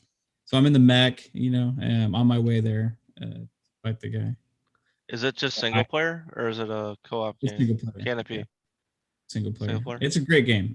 Once you get past the first, so for me, I had a little bit of a different experience. Okay. I love this game. I'm gonna just preface everything guys was saying. I love this game. It's an amazing game. I agree with Clowns, but I also have some issues with it. With the prologue, the opening is like, maybe it's my attention span, but I had the worst time in that prologue where I almost stopped playing the game. I just couldn't take it because like the narrator was just talking. You move forward a few steps, talking. You move forward a few steps, talking. You walk into a room, they pan to a door to show you that there's a door in the room for no reason instead of just letting you walk in, right? Then they take it. So like it was this like 2 hours almost, or it felt like 2 hours. Maybe it's only 20 minutes, but it was that bad that it made it feel like it was that long, right? Of constantly taking you out of the gameplay experience, right? So that's just like a negative criticism there that I would say, hey, next time, don't hold my hand so much. Let me actually walk a little bit and explore and kind of figure things out, right? The narrator, I turned it off, which is awesome that they have the option, because the narrator is he annoys me. He just annoys the crap out of me. I can't stand the guy. I mean, some people do say that, yeah. I tried switching it to Japanese, which somebody in my chat had recommended doing, and that was okay. And then everybody in my chat was like, turn it to English so I can understand what it's saying. And I'm like, no, like, I don't want to hear this freaking guy anymore, So I just turned it off. Now he still talks for the characters and stuff, which is cool. Now, but once you get past that prologue and you get into the openness and you actually get to explore, the game's incredible, like absolutely amazing. All of the it's beautiful too. Like sometimes like you'll just be playing and you'll just like stop because you like have to take in the scenery. You just have to like, okay, wow, the way the sun is like going over that hill right there in the grass and stuff, and it's shining on your fur. It just looks amazing, right? So there's a lot of things. The guns are awesome. And then my favorite thing about the game is the combat. The combat is insane. It's like exceptionally good. All the different abilities you can unlock.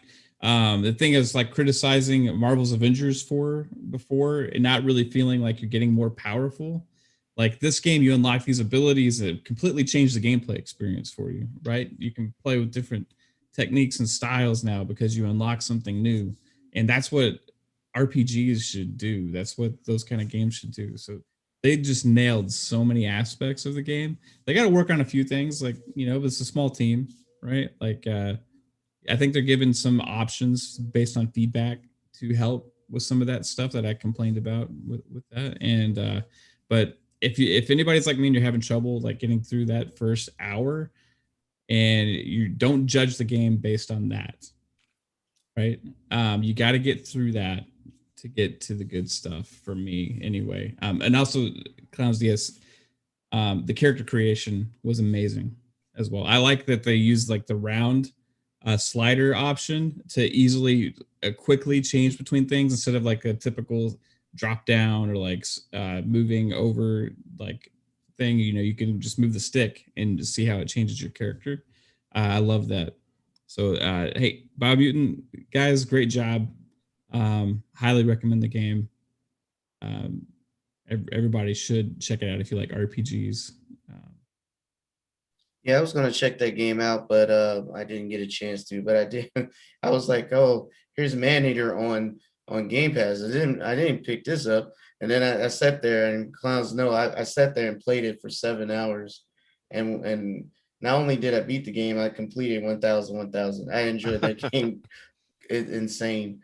So, but I did want to try that game out for sure. It was on my radar. Same time when I seen the Tales game and the Christ Tales games as well.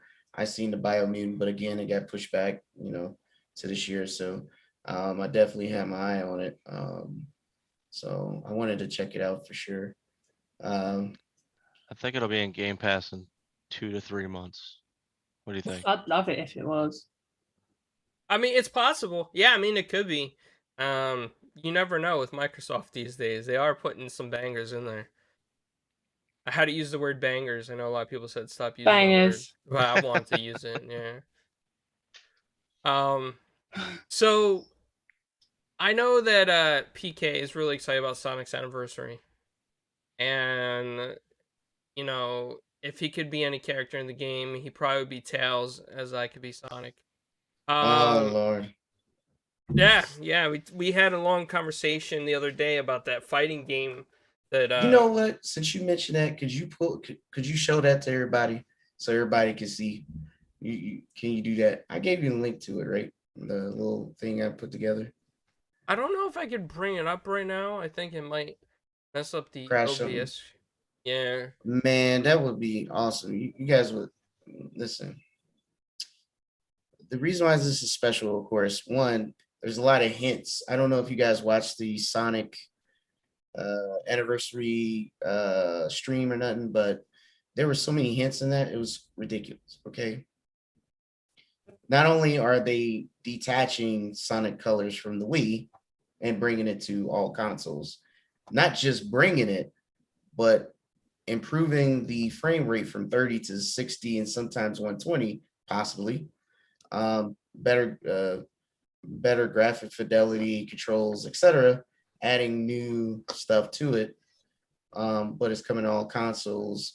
And what I just learned is not coming to Steam, is going to Epic. Epic's probably paying for some kind of exclusivity like they did with Borderlands and for 6 months or something. The point is everybody would get a chance to enjoy it. From the modern Sonic era, Colors and Generations was the best. So if you didn't get to play Colors because you either didn't have it on a Wii U or you just bypassed it for whatever reason or didn't have a Wii U, now you guys get the opportunity. But what's cool is they also showed and hinted the new Sonic game coming in 2022 that Sega accidentally messed up and told us what the title was, and it's called Sonic Rangers. But what I think is interesting is next year, 2022, Sonic 2, the movie, drops. Sonic Netflix show drops, and then the new game drops. Talk about Sonic, the actual, that means the hype train is moving, right? Starting with Colors. And I think it's a big deal. Sonic is, whether you are more of a Mario person or not, Sonic has been an icon that's, even with not so great games, has still been able to win people over just for his style and signature attitude and whatever it is. The character itself is amazing that draw people in, even if some of his games in the past wasn't that great. And I think that's special. And I also think it's special that, you know, you got a lot of passionate fans that are creating fan-made games. You know, shout out to Sega to allow them to do that, because Nintendo wouldn't let them do it, to show that they really want a really good Sonic game. And some fans recreated it with the Sonic engine. Some fans created a fighting game like Clowns mentioned, and they're all excellent. You would not believe, you couldn't tell it's a fan-made game. Like legit, if you look at it, you'd be super impressed. You wouldn't believe it. That's how passionate the fans are with wanting Sonic to continue to live on in our hearts, and ultimately want Sonic Team to sit down and put some time and energy into giving us a proper Sonic game after many years, right? At the end of the day, I'm excited. There's a lot of stuff coming down the road. I know the Sonic teams right now, they about to launch, PSO2 New Genesis here simultaneously worldwide, June 9th, right?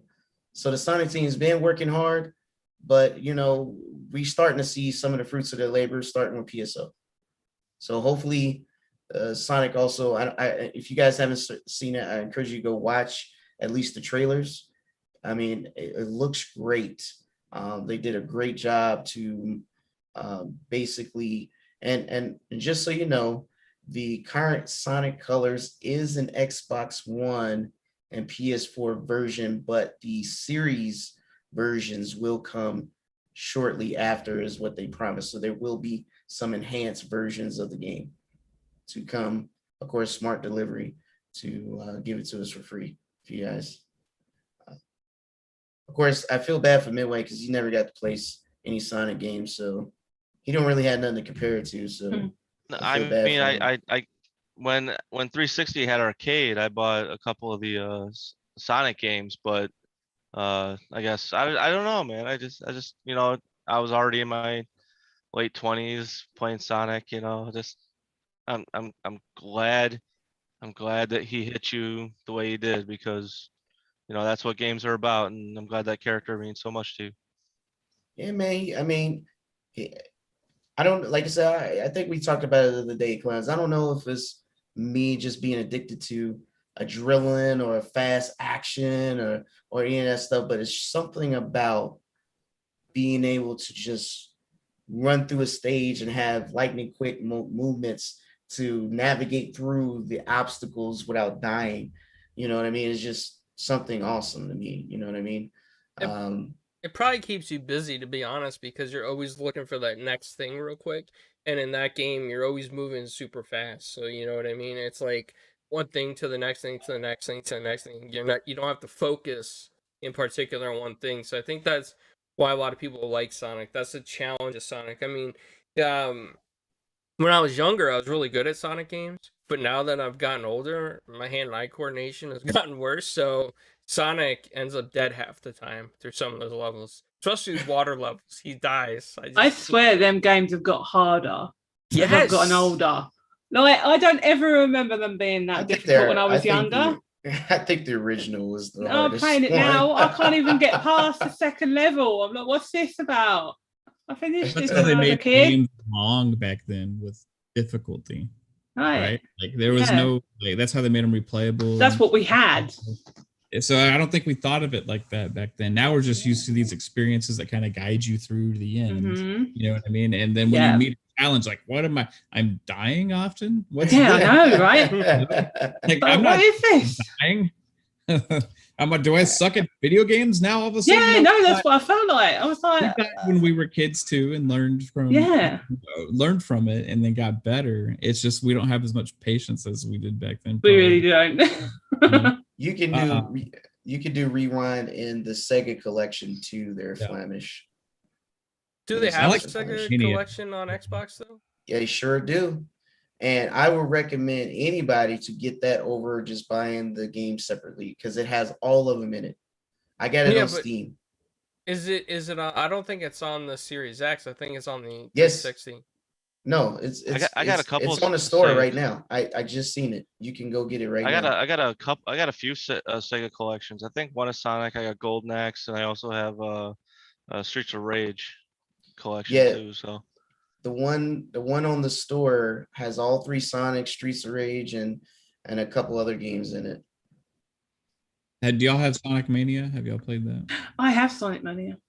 Sonic Mania is great. It's good. It's Sonic, you know. I died on the water level, so I Hey, got it's mad not- at it. Another game that is underrated, and I hope they have a new one come out sometime soon. Is Sonic Sega All Stars Racing. Yes. That was a Risk- great You know, game. That's Great. probably the only game I have not played, and I just recently looked at it in the store. I said, is this a Xbox One version, or I seen the 360 version, but it has to be an Xbox One version. I think it has two Transformed versions. is the Xbox One version. So there was a one that came out on Xbox One that was Sonic and Sega All Stars Racing, like Transformed, I think is what it's called. And that one, you can like go underwater, you drive, and you also fly. And then there's the other one that was on 360. Yeah, the one that was on Xbox One could have been on both. I'm not sure though, 100%. They had two different But, names, but I never played either one. That's just something it wasn't intentionally passing up. I just out of sight, out of mind kind of thing. I just forgot that it existed. I don't know why, but it's fun, man. It's like It's a lot of fun. I put it up there like with some of the best kart racers, to be honest. Like it's a lot of fun. that's what's up. I generally like playing kart racers. I mean, I do have the Mario Kart, and I did play the Nexus kart. I forget what it was called, but they gave us a demo similar to Mario Kart. But yeah, yes, Pixel the 9th. You can see me on ship 1 if you get down to do PSO. We're gonna talk about PSO. Anybody else we going can down for finish PSO? up the podcast with PSO. I don't think Mama or Midway or Mav plays it, neither do I, but I know that it's been hyped up. And there are fans of it. It's real, you know. Fantasy Yeah, Star Online I 2. got a Fantasy Star on the Dreamcast. I was big into Fantasy Star back then. I haven't been playing, it just seems like those kind of games always seem like, okay, if I play this, I'm not going to be playing anything else. It's like I'm making a commitment for a while, and I don't play games like that anymore, really. So the new Genesis is so PSO2 came out almost 10 years ago, exclusively in Japan on a PC, 2012. And it released here in the West on Xbox and PC last year. And within the time that it's been in the West, they have exponentially made more money in the past year in the West than they have ever in the last 9 in Japan. So with that being said, they take that and now they are prioritizing making sure they have simultaneous releases. So the next PSO or Fantasy Star Online 2 New Genesis is a brand new game, but it does sit on top of the old game because you can transfer your characters back and forth. But the thing is, it is upgraded. It as of right now, it doesn't have a series patch, but if you guys ever try, I don't know if you got a PC, they do have a little client to do a test to see how well your PC does and show you the graphics, et cetera, et cetera. But more importantly, it is evolved and expanded. There's a lot more room for parties larger than 4. Now you can have 8. You can have 32 people fighting in the boss run at one time. I mean, all at the end of the day, they have worked very hard to give us a brand new experience with the same things we loved about Fantasy Star in the past. And I think that's special, considering that it's not easy to give a refresh to an old IP and keep people wanting to play, right? It's not easy to do that. And I can understand Matt's point of view. The game can be addicting, though I don't think it's as bad as like a Black Desert Online or something where you won't got a choice. It's more like a job. You got to go on, you got to farm, and there's nothing you can do. Fantasy Star is not that kind of game. It's more like you could kind of play it however. I mean, I could tell you some of my friends don't even do missions. They literally go in their room and they dress up and have chats. It's what he's saying is NC-17 content. Basically, they play the game differently, and that's what I'm getting at. So at the end of the day, everyone plays the game how they feel like playing it. And they don't feel pressured to have to go with the carrot in front of the stick, if you get what I'm saying. So PK Asa has something in the chat to say. That kind of thing is gross. Well, I didn't say I do any of that stuff. I'm just saying it happens. Okay. It is what it is. It's realistic. This is real world. A lot of people do a lot of weird stuff. Have you been on Steam lately? They literally have a whole catalog for this. Just saying. But anyways, I think you guys, if you ever give it a shot, for some odd reason, I guess I don't know why, but it's been exclusive to the Xbox console for over a year. And it's also launching on the Xbox console. It is cross-play, so you can play PC and Xbox and go between them. So you can have one account and play on either one, and everything is just fine and dandy. So, you know, you don't have to be stuck on one item or the next. And what's weird is in Japan, it runs on the Switch in the cloud. Yes, it is free, Sick. It is free, so that's another thing. No reason not to try a free game. I mean, give it a shot, but yeah, I don't want to suck all the air. Come on, guys, feedback. Isn't a free to play game on Xbox? It's already on Xbox free to play. I'm sorry, midway you cut out, buddy. Uh-oh. Technical difficulties. Mama, reach over there and fix his headset. He's in her basement. Yeah, he is. He just doesn't want to tell anyone.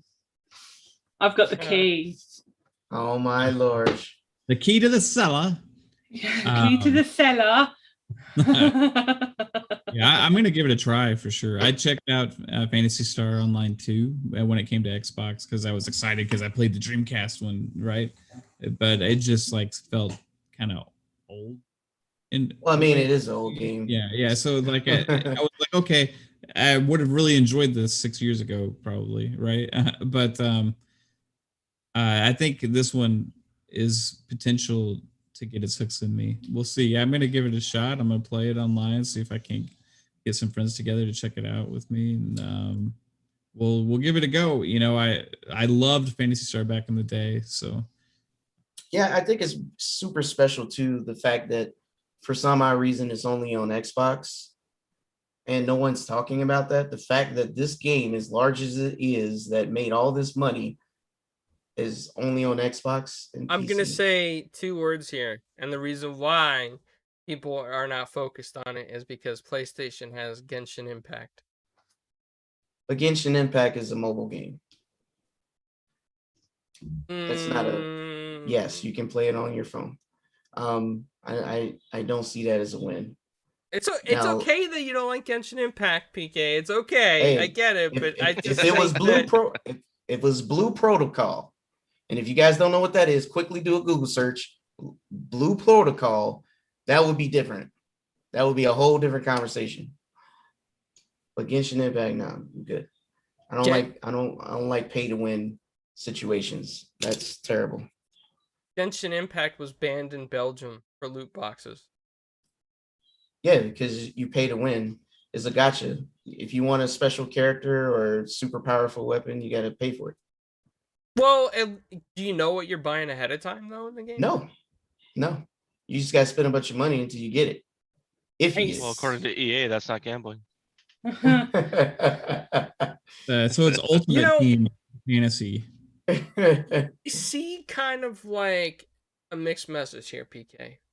Okay. And nothing against your Fantasy Star Online 2 fantasies, but for Flamish and Belgium land, it seems like the Fantasy Star Online 2 is okay, and they have adult themed rooms, NC-17 plus, and that's okay in Belgium. But loot boxes against an impact is not okay.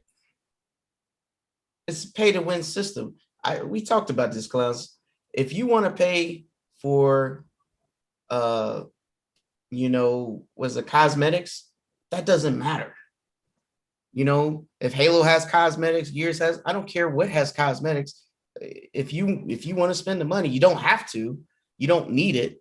But if you really think it's cool, that's fine.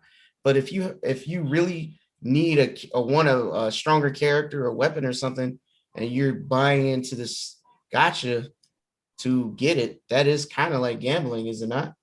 To win this character in or Fantasy item? Star Online 2, can I buy powerful weapons and powerful characters? No. What can you buy in the game? You can buy cosmetics. Oh, that's like No. See, to you and me, it might be lame, but to the other people who play Fantasy Star 2 differently, that's the true end game. So there's I want to work. I want to work for my level ups. Wait a minute. So they're selling adult themed costumes, and that's okay for people to.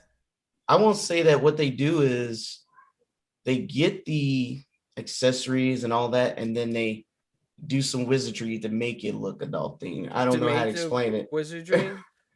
Yeah, so they wizardry. they go through their customization, and then they do a whole bunch of stuff, and then they come out looking that way. I typically standard no, but when they come back out of the room, do they look all disheveled? Sometimes. What they do? Sometimes. Do any of them get bedhead? You never know. All I know is that game is unpredictable, and because people will take anything that's supposed to be done right and somehow turn it on its head. Right? That's what they do. I'm not saying I play the game that way. I'm a cast. I just wear armor. I don't care about none of that stuff. But some people do.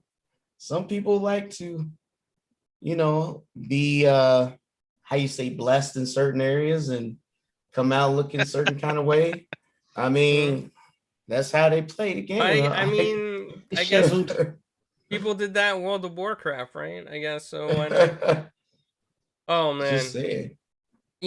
Blessed in certain areas. Please elaborate. Yeah. I don't know if you ever played Soul Calibur before they had started banning people who would, from the creation mode, who would just come out with some extremity off of their body and playing Boldo. That's doing this to you. No. Well, maybe in the future you can make a video on your channel and explain it to Flamish. He seems interested. What did he say? Woo, tell me, clowns, what you talking about? I'm an expert on WoW. I don't know. He wants to make some sort of comment on WoW. No, I was just saying that people, Flamish, have had, how do I say this? Romantic relationships in WoW. Yeah, they do that on PSO2. Like they do on PSO2. So that's what we're kind of talking about there. But it has been like a full 2 hours, so I don't want to keep you guys longer because I know Mama's up late. I'm gonna let her control the social media accounts. I gotta figure out how to do all that, but she's gonna take over the realms of some of it.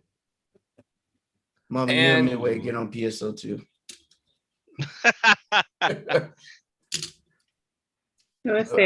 I'll introduce you to my friend Wogan, who will show you the ways of Nope. Avoid him at all costs. Avoid Rugans at all costs. Yeah, I'm worried now.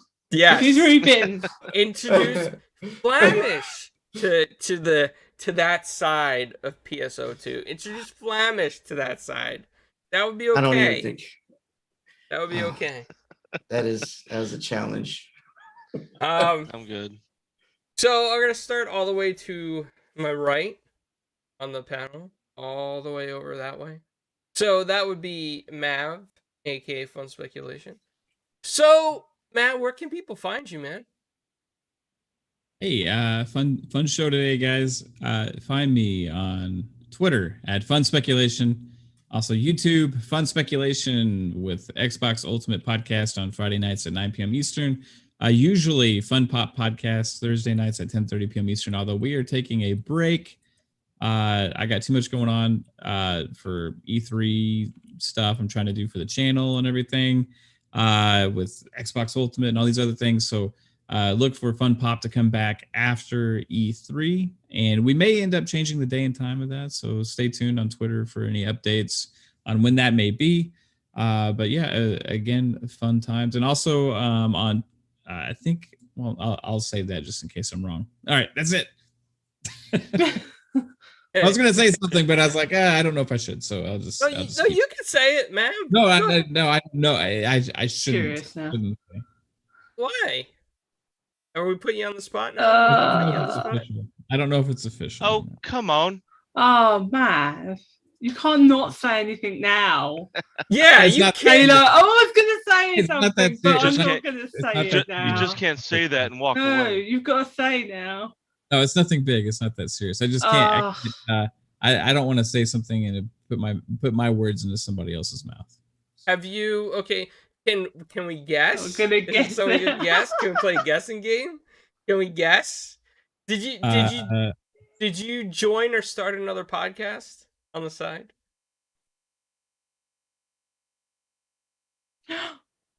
No, I did not. Oh, there was too much pause there. No, I didn't. You know, you're smiling like 3-bit, so I know. You know, there was a massive pause there for No, like I 5 minutes, and then it was like, I'm feeling like every time the 3-bit smiles, it's actually BS because there's actually nothing for me to be smiling. This He is just like tries to throw us like, off a little bit. It's so small, guys. I just shouldn't say anything unless because I don't know. Well, will we see announcement in the future? It's not even anything that we're getting, dude. This is not a thing. This is not a thing.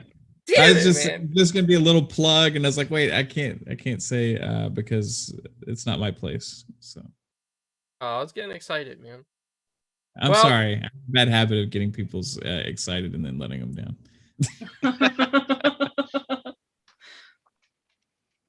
Hope you're not listening to Jim Ryan over there, Mav. So Midway. The PS5. Ooh, oops, nope, never mind. Wait, what? What? No, what? No. What? I have PS5. The PS5s. Oh, wait, nope, never mind. Okay. Sorry. All right, go ahead. Outros. I'm sorry. Flamish says that you're getting sponsored. No. I'm telling you guys, there's nothing here. There's nothing to even guess. Like, there's nothing here, guys. Post your guesses in the comments below after this video posts. It's just so small. I was just gonna say I was gonna be a guest on a podcast, but like I didn't. He hasn't made it official yet because I just didn't want to plug it if I was wrong. So that's all. It was just a very small thing. He doesn't want to do what I've done before, which is get put on a Twitter post with your handle on it and not be there. I got you. Okay, but I hope whatever it is that you are a guest on that because it would be beneficial. It's always good. I think, always yeah, because you're up and coming, man. Like Mav, you are gonna be, it from the people I talk to. In the circle of friends that I have, you are up and coming. You're gonna reach superstardom. man. You're gonna reach superstardom. Of the YouTube podcast world. Hey, I hope so, man. I love talking games and hanging out with people like you guys. So if that means that people like it, then that's awesome. Yeah. And avoid those shady rooms on PSO2. You might find Flemish there. Midway, where can we find you? Midway Monster. I'm glad to be back doing Thursdays. You know, it's been a couple weeks, so I'm glad to be back. It's fun. Always a fun time. Can't wait for E3. Can't wait for any unheard announcements. Love the crew that we've built. Infinite can he can suck it. JK. But if he watches this on the repeat, okay. But Oh, yeah, God. everything was good. Everything was fun. Mama, where can we find you? You can find me over Twitter, @MamaRocks, and you can find my writing over at mulehorngaming.com. It's been fun. I'm ready for bed now. Yeah. So I'm gonna go sleep soon. Yeah. And PK, the most electrifying man in all the land of YouTube. Ooh, yeah. Blemishes. And where can people find you? Hey, listen, man. Stop it before I put the smack down on your candy ass. No, I'm just joking. So yeah, I am the most electrifying man in these YouTube channels. Definitely the most electrifying man in entertainment. Let me just say this. Definitely glad to be back. Thanks, guys, for holding it down. It was rough for me the last few weeks. Man, I was going crazy, stressed out. I had things going on, and I finally got past it, got over that heel, and I'm back. I got some new content, did a rebrand. Yo, definitely check it out. Definitely got a lot to say. I'm just saying, I got a lot to say on this mic, so you guys need to tune in for sure. You don't understand. I got too much to say right now, and I can only do it in so many increments. Okay, but yeah, come see me on my channel. Definitely, if you want to holler at me, hit me up on my Twitter at PKX Live is down in the description. And you know, we could get some gaming. We can have a good conversation. And for sure, I love all subject. I'm a big old nerd. I got too many hobbies. I'm too embarrassed to talk about. Let's be real. You know, when you put the microphone up to your face, somebody cued the music from LL Cool J, Mama Said Knock You Out. I'm just telling you right there.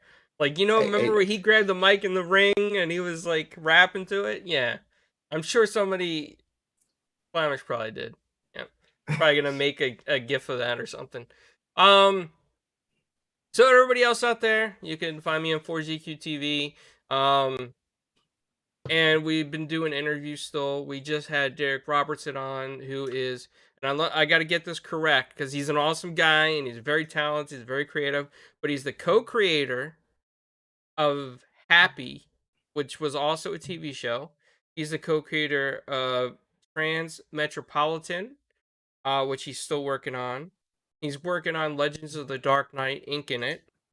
And he is co-creator and co-exec producer of The Boys on Amazon Prime, which everybody I'm sure is familiar with. It's a great show. Go check out that interview. He said a lot of really interesting things of his career and his history. He is also known for, which has become a cult classic, Space Beaver. Now it doesn't have an S, which I initially thought it had an S because of autocorrect, but it's Space Beaver. And it's like an interesting series about a beaver, and it's very violent, and it's really cool. So I went and got all the past issues. He's also doing another thing called Space Bastards, which you guys should check out. And we're supposed to be rescheduling Terry Mayo, who is doing Buddy, the comic. And we have more interviews coming up on the show that are further out, and they are big interviews as well with more Marvel people, some DC people, and some legends in the industry. So working on all that as well. And you know, hope you guys leave a comment, like, subscribe, whatever you want to do. Follow everybody on this panel, tweet at them, and see you guys next time. Bye.